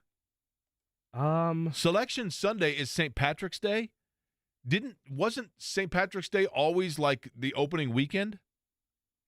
It was the opening weekend last year. Like it fell on Thursday or Friday. Yeah, last year. Listen, I have plenty of memories of like Notre Dame playing on St. Patrick's Day, or when I was at Kansas, I remember them printing green Kansas T-shirts for the tournament for opening day when they were playing their game. And this year's Selection Sunday is St. Patrick's Day, right? Yes, that is correct. So isn't that a week later than normal? Because that would put the Final Four at, when is the Final Four? The Final Four is actually, the national championship game is the Eclipse Day, right? April 6th and the 8th is the Final Four and national championship game. So the national title game is April 8th. Eddie, can you look up what day is the Eclipse when the entire world's moving to Indianapolis? I'm looking up something different. Big event at the Indianapolis Motor Speedway, by the way, that day, where you can watch the eclipse. NASA's going to be there, the whole deal. April 8th? Yeah. Tournament was April 1st and 3rd last year. Yeah, so we're a week later now, right? And the first round was 16th and 17th. So, a couple days. Effectively. Well, but what I'm saying is effectively a whole week. Yeah. Moved 1 week, yeah. So, but here's the thing. So since we have Vegas on the brain, take wagers right now. 5:30 today, I have to call to find out if I have to report tomorrow for jury duty. Is my group going to be called to report? No. Eddie? No. What do you think? I don't know. Do you have a pulse, a vibe about it? What? I don't know, but here's the deal. I'm going to walk in there. Is it Eastbound and Down where there's the famous meme of the guy whipping out the chair, like sitting down like I'm here? Yeah. Okay.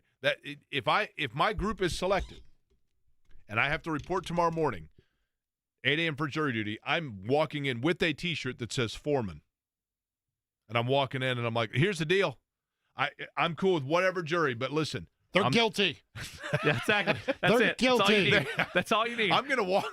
What if I walk in and I say, they would not be here if they were innocent? I don't think that's how you get selected for jury. Guilty until proven innocent, I think, is the T-shirt. That's all you need. Allegedly. I actually, if my number is selected, so long as it's like a one-day trial, I don't want to be. Here's the other issue. I think there's part of you that wants to experience it. Well, here's the other curveball. I totally want to experience it. Yeah. I think it's not only a civic responsibility. I think it would be fascinating. I think there are a lot of areas about it that I think would be I have always wanted to serve on a jury, admittedly. But my car's getting work done right now, and so as a result, I'm driving Shannon's car, which is fine. But if I get jury duty and I've got to drive her car, what happens if I drive her car to jury duty and then they're like, by the way, you're on a trial and you're sequestered for like 3 weeks? I'm like, well, actually, she's got to come get her car, right? You know what I mean? Give the keys to the bailiff. He'll take care of it. There's a lot that goes into this. They're going to leave it with Janine at What's door going 5 on with the Jeep? At her desk. What's that? What's going on with the Jeep? Cam phaser. I don't know what a cam phaser is. All I know is apparently it doesn't touch oil because the warranty didn't cover it. Isn't that always how it works? Usually. And I said, okay. It's let me tell you, it is not inexpensive. I will tell you that much. What time's Chap joining us? 2.5 minutes. 2.5 minutes, Mike Chappell. We'll talk about the Combine, the storylines, the Colts, all next. The Super Bowl was only a few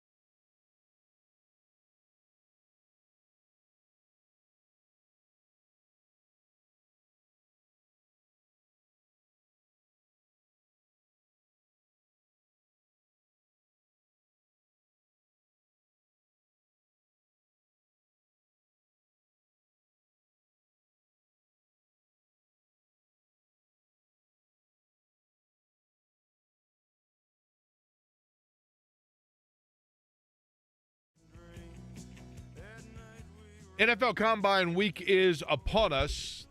Going to be a busy week for all of us, including our next guest, of course, Mike Chappell of WXIN and CBS Channel 4 joining us in covering the Colts. Chap, I will begin with this. I'm going to take Michael Pittman Jr. off the board. We'll get to that. In your opinion, be it nationally or locally for the Colts, biggest storyline heading into the Combine would be what?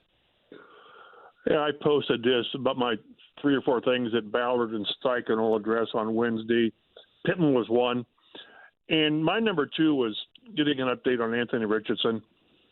He began throwing, I think it was last week, had surgery October, whatever it was, 24.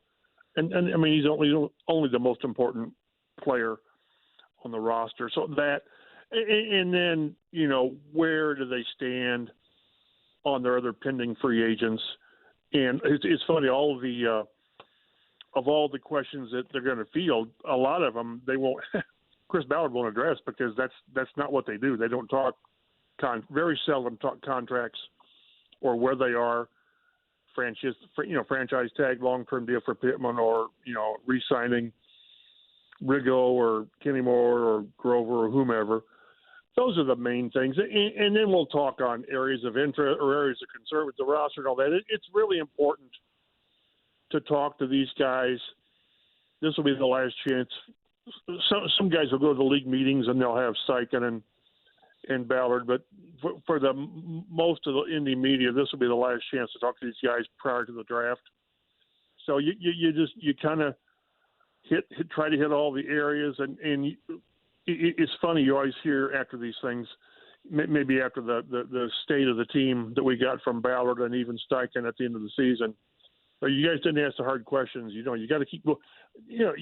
At some point when you're around Ballard and you're around Steichen, you understand what questions they're not going to answer or be very vague about. So if you want to be macho man and really, really pursue, a line of questioning, whether it's on a suspension or whatever, or fine, go ahead. But it's when you're guys that are around these guys every week during the season, you understand questions need to be asked, but then you understand at what point does pressing an issue simply make you feel like you're more important than you are. So again, we'll talk to Ballard. I think it's at 1:30 on Wednesday, and we get Steichen at, I think, 3:30. I think it is.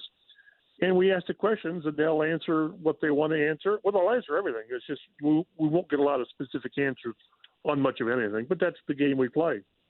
The Dean, Mike Chappell of Fox 9 and CBS 4 is our guest. Chap, we're about 2 weeks or so, give or take, from the start of free agency. I know Michael Pittman Jr. is the biggest name to discuss, and will they tag him, or will they agree to an extension, or does it go tag to extension? But either way, likelihood is he would be still a member of the Colts next season. The rest of the free agent class itself, Kenny Moore, Julian Blackmon, Grover Stewart, how aggressive compared to the pursuit of free agents outside the building do you anticipate the Colts being when that period opens on their own guys? Very. I think their target has always been, prioritize their own guys. Personnel matters are always risky because you're talking, there's so many things that play into things that you can't control. When a player finally gets the big contract, does he still have the motivation, injuries, all that stuff? You would much rather invest pretty good contracts in players players you drafted. Zaire Franklin, perfect example. You drafted this guy, and he's been with you. And he's a guy that's not on that list that needs an extension. I'll keep pounding that drum until it's done. He signed was it 3 years, $10 million, I think it was, an extension, I think. And as he pointed out, and rightly so, it was because he was a core special teams player. Well, now he's, twice set the franchise record for tackles in back-to-back years. So he needs an extension. DeForest Buckner, maybe. But they're always more inclined to overpay. Yes, you overpay. You overpay for a lot of guys. But I'd rather do that on somebody I know. I know he's got a track record with the team. You know his work habits. You know how he is in the building. Whether it's Shaq Leonard or Braden Smith or Naheem Hines or Jonathan Taylor, you want to re-sign your own. And then what they've always done is try to complement that with that second-tier free agent, the Jamal Sherrds, D'Amico Autry's, and most recently, Samson Ekubom. Those are guys that they really were great deals that they didn't overpay at the time for, because the odds are better that you're going to overpay and not get what you paid for, as opposed to, hey, we really hit on that guy at a high price and he came through. So I think that by free agency starts March 13th, I think we'll have a really good idea. I think we'll have the main guys that they want to re-sign signed, because when a guy gets on the market, if you're the right guy at the right position, there's a good chance your price is going to go up, because that's what the market does. The cap went up to $255 million, which is probably $15 million than a lot of people anticipated. So it's just, when you're talking this kind of numbers in 2-3 year deals, you'd rather get your own guys. So Kenny Moore and Julian Blackmon and Rigboto Sanchez and Grover Stewart, and whether they do Minshew, I don't know. That may be one where the guy goes out and tests the market to see what he wants. Maybe they want to go a different direction there. But the next step is re-signing your own guys. Well, the next step is probably the tag, because I think you do the tag on Pittman regardless. I just don't know that they can get that long-term deal done right away. Deadline spur action. I think the deadline to get the long-term deal done, if you tag Pittman, is like July, mid-July. But you tag him just because it buys you time. And the fact that it's going to be a pretty massive contract, it's just hard for me to imagine they'll get that done sooner. I think it'll be later, not sooner.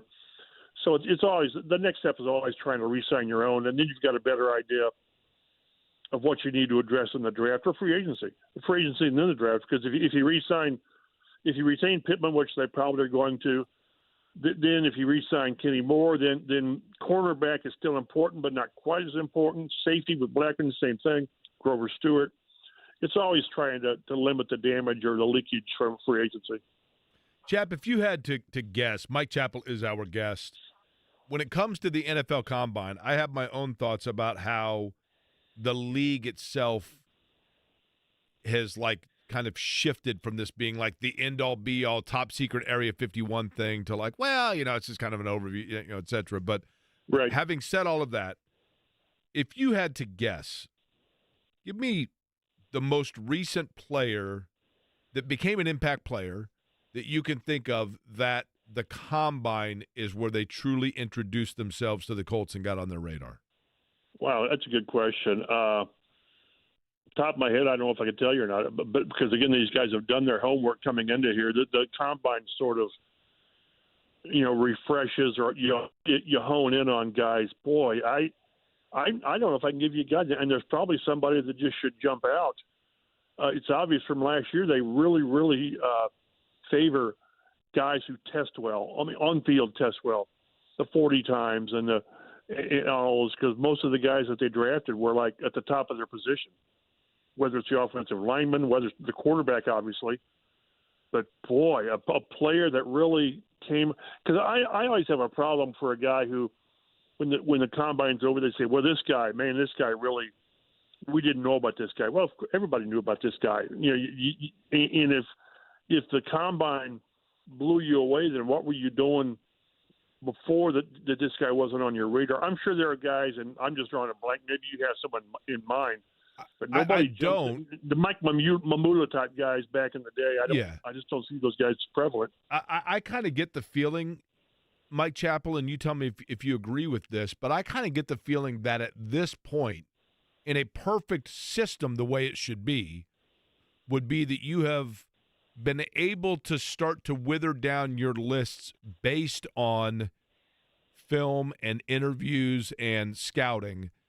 And the Combine is the opportunity for you now, quite frankly, to find out why you should rule them out. If you're using the Combine and a guy's shuttle time and high jump to convince you to draft them, then they shouldn't be a guy you're drafting. Rather, it gives you the opportunity to get to know them to see if there are warning flags on why you shouldn't draft them. I agree. I think for the most part, not just the Colts, but almost all teams kind of know what they're – not saying what they've got their board lined up because there's so much work yet to do, the combine and pro days and all of that. But I just think roughly who should be where and how they stack up. And I've always thought that, when you start ranking the importance of the combine and what you get done there, it's medicals are one. The medicals are the most important. And then the psychological testing, which to me includes the interviews. I don't know whether you have 45 or 60 players you can formally meet with. And that's when that's when the GMs and the head coaches really, really get involved with these players, because you've got all these scouts, area scouts this guy's got the SEC, this guy's got the Big Ten, and they've done that. They've done the groundwork. They've done the hard work on, like you said, winnowing players down, and they get to know these guys. And when they talk to a receiver at the combine, Reggie Wayne will be in there. When they talk to defensive line, the new defensive line coach will be in there, and the scouts will be involved. But like I say, I think you're right that if a guy has a good combine, you say, well, yeah, of course he did. Look at his tape, look what he's done, and this reinforces. And if a guy has a bad combine, and injury is not a factor, a hamstring, whatever, he's coming back from surgery, whatever. If a guy is in peak condition and he has a bad combine, you say, wait a minute now, what's going on here? Because I've always said, this is every player's most important job audition. It just is. And you've known about it since the last day you played at your college. You know what the date is. And over the last, I don't know what it's been, 10, 15 years, most of these players, they go to pre-combine work. Whether St. Vincent's Sports Performance used to have that, maybe they still do. I've gotten away from that. But these guys, you've got such a sharpened candidate in front of you. How many times? I mean, we talk to these players. Well, we can talk to 300 players. I've never been called yes sir and no sir more in my life than when you talk to these guys, because they know how important this is, and first impressions are important. These guys go through interviews. They go through all these drills. They go through the 3 cones, and they hone themselves on how to come out of the blocks on the 40. And if a guy has a bad combine, you think, wait a minute, what's going on here? Or remember Ryan Leaf came in here, and he was like 20 pounds overweight, and he was already a big guy. You wonder how a guy's wired when the most important day in a guy's athletic life is this day, and he's not ready. So, yeah, I do think it's more red flags and yes, reinforcing, but red flags, because why did this guy have a bad day when he knew this day was coming up? Colts beat writer, the Dean, Fox 9 and CBS 4 is where you find his work. Mike Chappell with us. Chap, oftentimes franchise quarterbacks or perceived franchise quarterbacks, it is reported or it is speculated that their input is valued in personnel decisions. Maybe not, I won't go as far to say as they are a deciding factor for personnel decisions, but perhaps their input is at least taken from the general manager. Are we at a point yet with Anthony Richardson, or is it still far too early to say that his input in maybe a position player or a skill player, whether it's in the draft or in free agency, would be sought out? Boy, I think we're way too early. I really do. Because, again, being as honest as you can be, you hope he's a franchise quarterback, but you really don't know. I just mean they believe it, right? I know we don't know, but I think internally, all their chips are on him, right? Not to borrow the Jim Irsay phrase. That doesn't mean I'm going to go to him and say, listen, we're looking at this guy from wherever. What do you think? Now, with Peyton Manning, I don't know what level he had, but there were a couple receivers here because Peyton knew him and liked him. Brandon Stokely. And they brought in a guy, a free agent later on, didn't have much of an impact. He was from Tennessee, and his name escapes me. But, no, I think now, would they go to Richardson and say, this is what we're going to do, just so he knows? Maybe. But, no, he's a few years away from being, what do you think we need to do? I don't know. Maybe you do that with, gosh, I'm not sure there's a player on there I'd do it with. Because the quarterback's the one that matters. You're not going to go to DeForest Buckner and say, what do you think we need to do on defense? So, like, if he texted Ballard, Richardson texts Ballard and says, hey, there's this player from Michigan that, like, I think could pair well. Is that something that is just being, thanks, Anthony? Or is that something you think is actual advisement at this point? I would think I'd say thanks, Anthony. Okay. Well, he's on our radar because to think that Richardson has a guy in mind that the Colts haven't already done some work on is because they've done.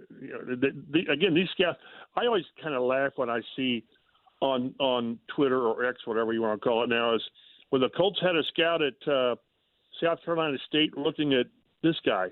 Well, I hope they did because they got an area scout. That's his job to be there. So now when you see that the GM or the head coach is at a place, then you take notice. But the fact that the Colts have people at these workouts, these pro days, of course they do. They should have. If not, the guy overslept and he's going to have hell to pay. But they do their work. And I just think it's way too early to think that Anthony Richardson has a vote in the personnel process. Maybe someday he will. I always wonder how much Andrew Luck might have had. I don't know if Luck would have wanted to get involved with that. But maybe if you're that quarterback who's been there for 6-8 years and you've won a Super Bowl or two, they listen to you. But normally guys stay in their own lane, and Ballard and his guys, they do this. This is what they do. This is what they do in these scouts. These area scouts, I mean, they're on the road forever. I bet they wake up some days and they have to remind themselves what city they're in because they go to so many places. But everybody's got a job to do, and I just don't think we're anywhere close to Anthony Richardson saying, we could really use a tight end, and this guy, I really like what I see. I don't think we're anywhere near that yet. Do you believe, Mike, that they are, at this point, a sound enough or balanced enough roster that they can literally go best player available? Or are they going to say, look, we got 2 areas, and the first 2 rounds, these are the only 2 areas we're hitting? No, I think they take best player, and I think there's a good chance that best player will coincide with one of what we consider the areas of need. Cornerback, safety. 15 is probably high for a safety, but corner. I think a receiver. Retaining Pittman, in my mind, changes nothing on needing an addition to the receiver room. I've seen the Georgia tight end Bowers. I wouldn't mind him at 15. And I wrote about this last week. I think one thing, maybe we talked about it, but the thing that's really going to benefit the Colts is like one draft. I think it was Matt Miller of ESPN had 5 quarterbacks going in the top 15, in the top 13. Well, that's great for the Colts because that just drives people down.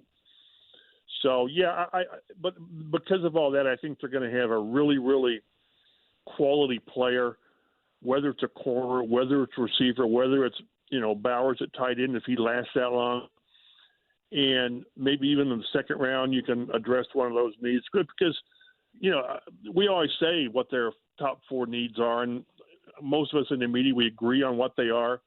And I think the Colts probably, they probably agree with us to some level, not that they would ever really come out and admit it. So they're going to be able to address those needs, corner, receiver, defensive end.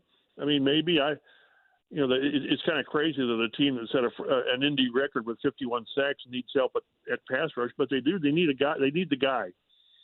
Whether you can get that guy at 15, they get Freeney at 11. But I would love to see a pass rusher who is the guy, and I just don't think that guy's on the roster. What the leader was, Ekuban was it 9.5, I think. Chap, here's the thing, though. I don't disagree with you, but it feels to me like I'd like to see a pass rusher taken up high for the Colts has been like rinse and repeat for like 8 years now. I know. Well, right. Does that speak more towards the challenge in finding that player, or more on the Colts misfiring on their scouting of guys in that area? Probably both. And if you bring in a guy with the top 15 pick, does that mean that you said, well, Kwity Paye and Dio aren't the guys? I don't know, because those were 2 high draft picks, a 1 and a 2, and they each showed. They each took a step forward last year. They both had their best career seasons. But do you look at Kwity and think, this guy's going to be 14, 15 sack guy? I don't. I think he's a really, really good player. I think I saw that his 5th-year option is going to be $13 million. So you'd have him for 2 more years. The 5th year being 13, which is a decent number, which is a livable number. But do you think that he's going to be the guy? I don't know. So no, you're right, because they've missed on guys, Teray and Basham. They missed on them, and that goes back to the previous regime with Bjorn Werner. They missed on guys, and the regime before that was Jerry Hughes. Now he was really good in Buffalo, didn't do squat here. It's a hard position. And the further down you go in the list, the more risk you get, because there's a reason the guy's not Will Anderson as a top 3 pick. So yeah, that's a good point. Is why do we expect you to get it right this time when you weren't able to get it right previously? Well, you're drafting higher, but yeah, I don't mind the sack by committee guys. But boy, I much prefer having a guy that you go into a game and if they don't account for this guy, you're going to have trouble. Most of those guys are just they're top 10 picks, and they're top 10 picks for a reason, and you're picking top 10 for a reason. And the Colts have to hope that, picking 15th is they won't be that high in the order for a while, because if you're successful, you're just not in that position to get that guy. Fox 9 and CBS 4's Mike Chappell is our guest. Chap, as we know, it is Combine Week, and it was reported start of the year that Indianapolis and the NFL had reached an agreement to keep the Combine in Indianapolis for at least one more year after this in 2025. I know how we all feel collectively, both all of us here in the studio and you yourself, about the city of Indianapolis as the perfect spot for this event, a perfect spot for all events, really, that can host, whether it's sports, whatever it is, how equipped the city is. Are we ever going to be at a point where the can isn't being kicked down the road and there's real stability once again around this event? Or is this forever going to be I hope they don't axe us and go to LA this year? Are we ever going to get back to stability for this event? I don't think so, just because if we've learned anything, and that is the NFL gets what the NFL wants. I mean, they're playing in London, they're playing in Germany, and what's the next one, Brazil? So they're hell bent on doing this. They move the draft. I mean, they're moving the draft from city to city. So I think the league looked at, if the draft work, we can take the draft from Chicago to New York, or from New York to Chicago to Nashville to wherever it's at, Detroit, Las Vegas. Well, it's not the same. It's I always say it's apples and aardvarks. It's not the same. It works here because everything is centralized downtown. Most importantly, the medical. And it's been rumored, or they've tried to make this thing mobile the last, I remember talking to Jeff Foster, the last 3 or 4 years. It's always, we're year to year, and they really wanted to go to Dallas. LA was the big one after they got the new stadium out in the LA area. But it's just, and I kind of think what's going to happen is they're going to take this after next year or the year after that, and they're going to go somewhere, let's say LA. And because for some reason they think that a bigger market is going to mean what? A bigger, I don't know. How do you make it more accessible? There's only so much you can do marketing. And they're going to go somewhere, and it's going to be a complete cluster. It's just not going to work because of, this kid needs a follow-up MRI, so that's a 35-minute drive to wherever. I think they're going to find out that it works here, and they shouldn't have left here, and they're going to be bullheaded and move anyway in a couple of years just to prove that they tried it. And then they come back here and say, I guess this is the best place. And we like it because if it's elsewhere, that I doubt if I go to, I'm not going to go to LA for crying out loud. And maybe the hardcore media guys will they'll go wherever it goes because that's their job. I like it because, we get our coach and our GM here, and then we get access to Marvin Jr. and Caleb Williams and all these guys. It's a 10-minute drive from my house as opposed to being a week somewhere. So, but it works. It works here, but I do think the way the NFL does it, this will move at some point because that's what the NFL wants it to do. Chap, it feels like the NFL's pursuit of a non-Indianapolis home for the Combine is as rhetorical a subject matter as the Colts' pursuit of defensive pass rush help at the Combine, right? Yeah, but again, it's inevitable, and you're always trying to find that pass rush guy. and the Colts haven't. It's kind of like the quarterback thing until last year. Again, it's going to be a topic of discussion until it's not. And I understand you explore all the pass rush guys, and can this guy fit? And you explore, is it better to move the combine somewhere else? And if you poll the GMs and really the GMs, head coaches, I guess, but it'll be 80% want it to stay here, just because it works. Again, it's like any event. The Final Four, outside media, you take a shuttle from the airport to downtown. I mean, Mike, how else do these guys end up on Eddie White's Instagram, right? I mean, you move it elsewhere. I mean, you know what I mean? And does every place have a Steak and Shake? Is that still open downtown? I think it is. Well, I don't know that Indianapolis does anymore, right? Well, I tell you, we got one here by Beach Grove, and I tell you, I drive by there, and it's immediate seating all the time. I don't have, but still, it's just everything's right there, and it's equipped. That's why it's funny when what the combine is for the city is just another convention instead of future farmers or whatever. It's a convention, and Indy's such a great convention host because it's got everything you need. Everything's walkable. I think this is a great place for the Super Bowl. I don't think they'll ever come back here. I just don't. They had the one shot and they knocked it out of the park, but I don't think Indy ever gets it back. I think Indy will get the draft in a few years. I know there's a big push to get Indy for the host of draft. But yeah, 900,000 people on Monument Circle for the NFL draft, right? That's the release number. And this city will knock it out of the park. I won't like it because then we got to now cover it, and it's a pain in the ass to do that. But again, it's just all these conventions. They come here because it works. In the combine, it's just kind of cool that for like 8 or 9 days, Indy is the center of the NFL universe. Anybody who is anybody in the NFL, for the most part, is here, and we have access to them. And it's really kind of cool. And in a couple of years, it'll be somewhere else because that's what the NFL wants. I believe that. Chap, lastly, in a yes/no answer, T. Higgins getting the franchise tag. $21.816 million is what he will get, estimated as a wide receiver getting tagged by the Cincinnati Bengals. Their decision to tag T. Higgins does or does not have any impact on what the Colts do with Michael Pittman. Zero. Gotcha. The Colts are going to do what the Colts are going to do, and they're going to tag him because that's just what you do. Okay. Mike, we appreciate it. Look forward to talking to you, and certainly probably see you walking around the combine as well. So we'll catch up, all right? Be well. Talk to you guys later. All right, sounds good.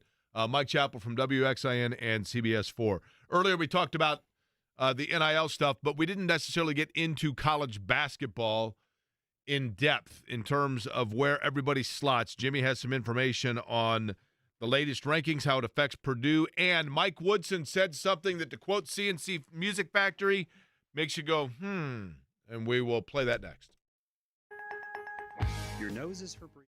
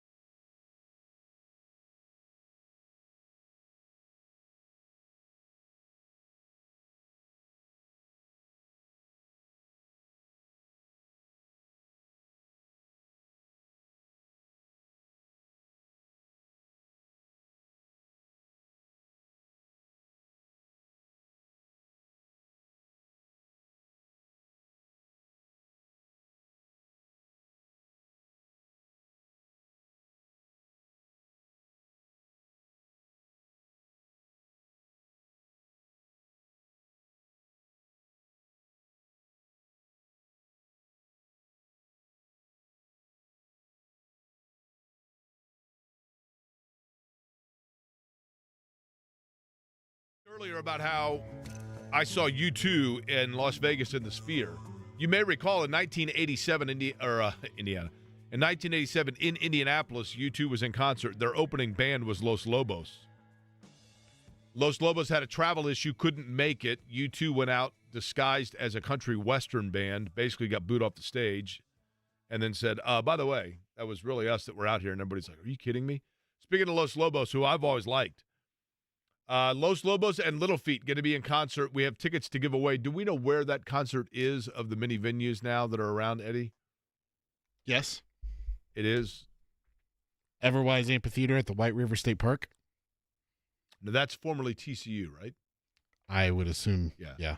That's a great venue. Little Feat and Los Lobos. That concert is when? Thursday, July 20th.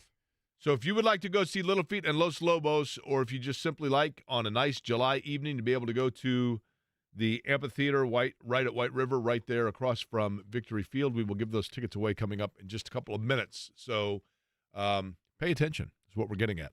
College basketball, the latest rankings are out. Jimmy, where do things stand for the Boilermakers of Purdue? For the bracketology's sake, I assume you mean not AP, but we'll do both just for the sake of it. AP Top 25 came out today. Houston is number 1 in that poll. They, I believe, passed Purdue unless they had – I can't remember if they maintained it last week, second week in a row. So number 1 this past week was obviously UConn. Number 2 was Houston. Okay. 3 was Purdue. So there was a little bit of shuffle there. But Purdue second in that AP poll to Houston. But for bracketology's sake, and we talk about, of course, Lenardi is the standard. It doesn't mean that he's always right, but he's pretty darn accurate on where things go. From a seeding standpoint, this nugget, in terms of Purdue's race for the top overall seed, which would in theory give them the easiest path of any team in the tournament, Purdue, UConn, and Houston are in a virtual tie. Again, a virtual tie for the number 1 overall seed at this point, though it should be noted with his sheet that he publishes every day, but his brackets don't update until Tuesdays. He just gives like an information sheet. Purdue is the number 1 overall seed. Additionally, Butler has fallen all the way from last 4 in to a couple of weeks ago to next 4 out. So that's 2 tiers away from March Madness. Now, Indiana State, who had lost 2 straight, now has won 2 straight. They are back to receiving a vote in the AP Top 25. I only mention that because it means that they're in the conversation. But at a 5-loss team now out of the MoVal probably does need to, Jimmy, win their conference tournament, right? Yeah, looking at well, there's 2 things I wanted to look at to decide if it could be a 2-bid league. The first is that in the last 4 ins, first 4 outs of Lenardi, are there any MoVal teams around there? And the answer is no, there's not. Indiana State's in the field, but they're in the field as an automatic qualifier, meaning they won their tournament. So you look around worst case scenario for Indiana State. What if they lose and don't win the MoVal? The last 4 in are Seton Hall, Virginia, Providence, and Gonzaga. You could make a case towards like Providence and the Zags. Maybe Indiana State could squeak in because their resume is truthfully one of the better in the country when you look at all things considered, where they're playing, their non-conference, them not having the luxury of a Big East opponent every night or a high-level Quad 1 opponent every night. That said, with how they stumbled last month or earlier this month, I think it is, yes, Jake, to answer your question, win the MoVal or bust. I don't know they get in as an at-large. And then there's Indiana. I had said earlier today that for Indiana, they have committed the 3 cardinal sins in college basketball. They just have. In no particular order, the cardinal sins are the following. I saw a clip from the Penn State game where Penn State moves the ball around, misses a shot. Mackenzie Mbako just kind of stands there and watches for Penn State offensive rebound fall right into the hands of one of the Nittany Lions. Mbako kind of haphazardly moves over like, should I block out? I don't know. They move the ball around. They get a second shot because somebody just drove right around Mbako. He's just kind of standing there like, I don't know. I don't know if we get like snow cones after the game, but that'd be cool. Sure sounds good to get back to Mother Bears, I think, has a special going on, the Leal deal. That sounds good for dinner tomorrow night. And Indiana looks apathetic. They look apathetic. They look like they don't care. Biggest cardinal sin for a team is not caring. Because you know what happens? Eventually fans don't care. And people say they don't care, but yet they want to hear about Indiana basketball, admittedly. But more and more people that I talk to are like, you know what? I didn't even watch the game. Didn't even watch the game. And it's harder now to find games because they're on a million different networks on different nights, whatever else. It's not the whole Thursday and Saturday on TTV4. It's different. I get it. But the players look apathetic.